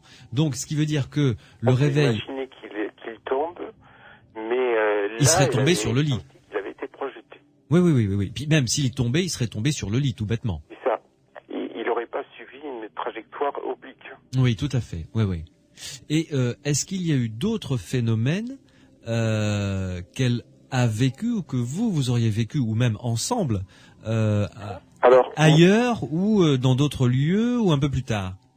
Moi, j'ai vécu d'autres phénomènes, toujours sans atteinte grave dans différents lieux. Mais enfin, bon, c'est pas trop le sujet. Je vous en reparlerai à l'occasion, si vous voulez. Dans cette maison, elle a vécu des phénomènes qui sont pas très clairs, mais auxquels j'ai pas prêté tellement attention. Il faudrait que je lui en reparle pour qu'elle me donne des détails. Oui. Et mais en particulier, il y a eu un suicide. Personnellement, j'ai essayé d'avoir les origines de la maison. J'ai jamais pu savoir comment elle avait été achetée, quels avaient été les précédents. Oui. Mais juste... C'est-à-dire, dans la région, quand il y a eu un suicide ou une mort dans une maison, on reste assez discret. Bien sûr, bah oui, évidemment. Mais dites-moi, Alain, sans rentrer peut-être trop dans le détail, quel est le type de phénomène que vous avez vécu, vous? C'était pareil, comme ça, des objets qui se déplacent? Ah non, personnellement, non. J'ai eu des rencontres un petit peu bizarres. Oui. Vous savez, mais je crois que ça arrive à beaucoup de gens, c'est-à-dire vous rencontrez des gens à des endroits où ils n'ont rien à faire et où vous ne devriez pas les rencontrer. Oui, d'accord. Ok. Alors, j'ai eu ça, j'ai eu des... Alors, j'ai eu à Axe-les-Thermes une rencontre avec une personne qui m'a heurté le pied et que j'ai détesté tout de suite. Et finalement, 10 ans après, j'ai une fracture de la malléole externe. À cet endroit-là, alors là, c'est peut-être aussi une coïncidence. Oui. Là, je pense qu'il n'y a pas de relation de cause à effet. D'accord. Alors, on va faire une pause rapidement et on se retrouve dans quelques instants. Moi, j'ai une petite idée de ce que vous est arrivé. Je la soumettrai à Pierre Massias et Renaud Évrard. Et on verra ensemble peut-être essayer de trouver une explication possible à ce que vous avez vécu avec celle qui allait devenir votre épouse. 0826 300 300, notre standard est à votre disposition jusqu'à minuit. Les aventuriers de l'étrange avec Louis Bénédit sur Sud Radio. Et vos témoignages au 0826 300 300 comme celui qu'Alain vient de nous raconter. Renaud Évrard, est-ce qu'on peut parler là de possibilités de phénomènes dits de poltergeist?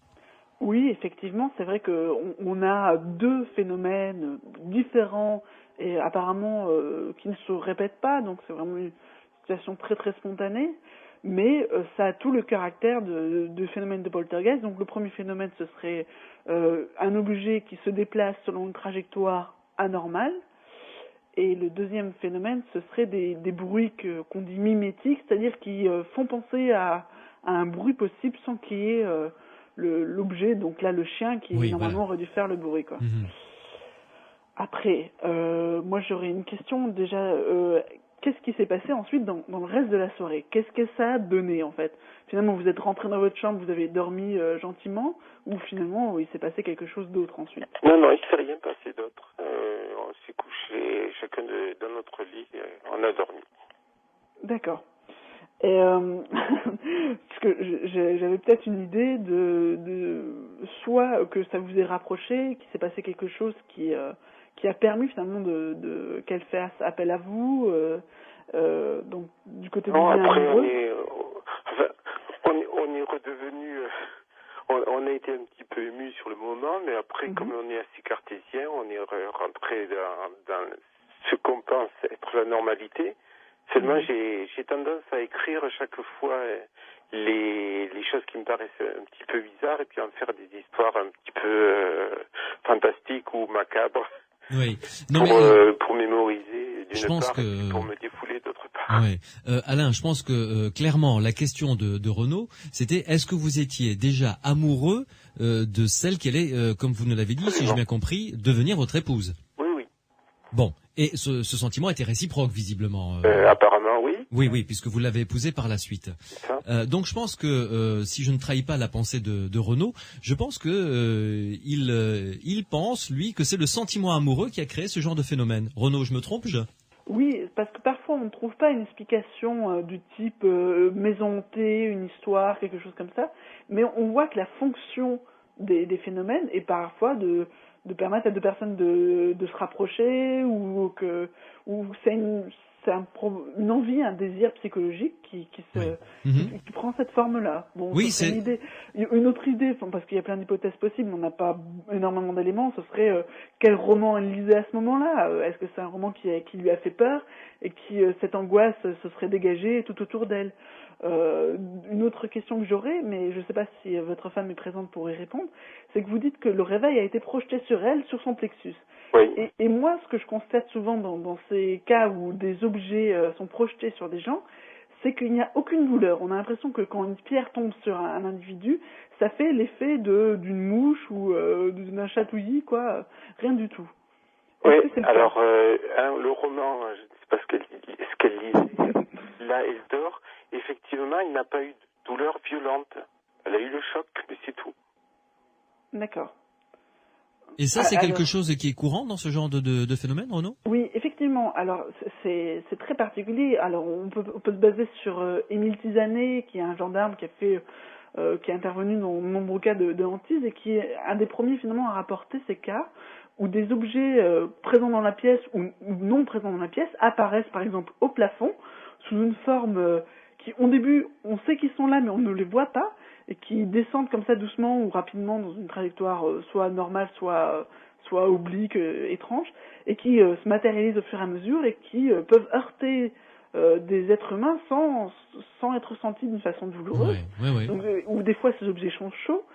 Et c'est très étrange ce côté-là parce que les objets peuvent choquer d'autres objets et casser d'autres objets, se casser eux-mêmes, mais ils ne font jamais de mal aux humains. Donc c'est une question très très qui montre un peu la nature de ces matérialisations, de ces apparitions.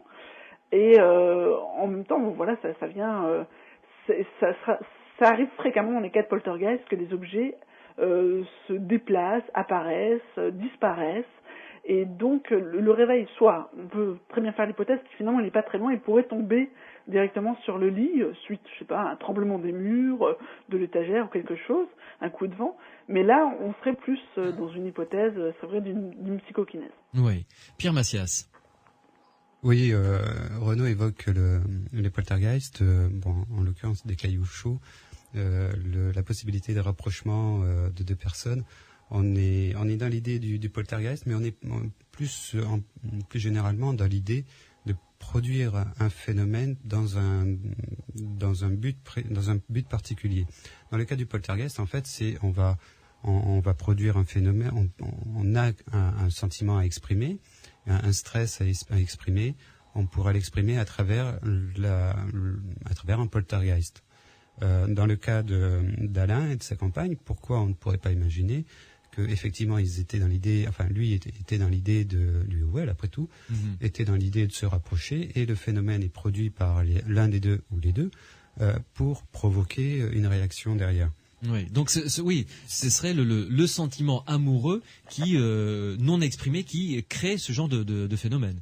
Voilà, je trouve ça poétique finalement. Oui, je trouve ça assez joli. Oui, effectivement, c'est très gentil, c'est très poétique. Pourquoi pas, puisque finalement l'apparition la production d'un phénomène paranormal va être, en tout cas dans la vie de tous les jours, la plupart du temps, un moyen d'expression. On ne peut pas s'exprimer autrement. On va utiliser celui-là, ou un moyen d'expression au sens large, puisque comme avec Raymond tout à l'heure et son OBE, c'est aussi ça va être la réponse à un stress. Cela dit, un objet qui tombe, bon, dans notre cas, on va pas donner cette explication-là. C'est une possibilité d'explication. Il y en a plein d'autres. On a bien connu des cas pour lesquels un réveil tombait de dessus une cheminée parce que un camion roulait sur une route nationale à 200 mètres de là. Proximité, même assez loin, finalement. Ou alors parce qu'il y avait un radar pas trop loin. Bon, l'objet peut être constitué de telle ou telle manière qui va réagir et éventuellement entrer en vibration, en résonance. Il y a plusieurs différentes possibilités d'explication de chute, en tout cas. Mais pas de projection. Pas de projection, mais le terme projection, là, il faudrait vraiment voir la situation. Enfin, c'est ambigu. Là, on est dans l'interprétation de la trajectoire de l'événement en lui-même. D'accord. Bon, peut-être pourquoi l'objet n'aurait pas rebondi quelque part sur une étagère légèrement plus basse, etc. Bon, donc là, on pourrait, pourquoi pas, se trouver dans le cas de production d'un phénomène paranormal dans un point précis.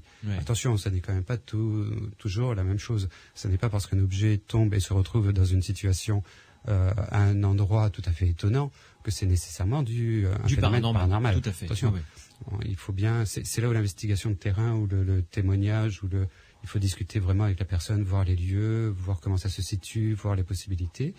Et à ce moment-là, on peut faire la part des choses. Très bien. Nous en arrivons à la fin de l'émission. Il est temps pour moi malheureusement de remercier Pierre et Renaud, mais on se retrouvera très rapidement pour écouter comme ça et analyser d'autres témoignages. Merci Renaud Évrard pour votre présence. Merci à tous ceux qui ont témoigné et qui nous apportent encore toutes ces choses étonnantes. Oui, vraiment avec beaucoup d'émotion, et c'est très gentil à eux de nous les avoir livrés comme ça à l'antenne. Pierre Macias, merci. Merci Louis. Et puis je rappelle l'adresse de ton site où il y a désormais toutes les émissions de Sud Radio depuis la première émission des Aventuriers de l'étrange 2006. Voilà, depuis mars 2006 jusqu'à maintenant, toutes les émissions en intégralité que l'on peut charger si l'on veut pour réécouter sur son ordinateur, sur son MP3 comme on veut. Voilà, c'est librement disponible. Bien, ça c'est donc le site, c'est psiland.org, psiland.org, psiland.org. Merci Pierre. Merci Louis. Sud Radio. Samedi et dimanche, 22h minuit. Louis Benedy, les aventuriers de l'étrange.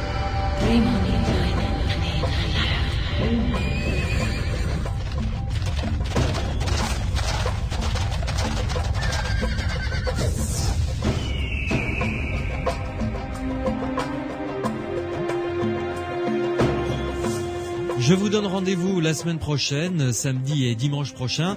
Samedi, nous parlerons des expériences de mort imminente.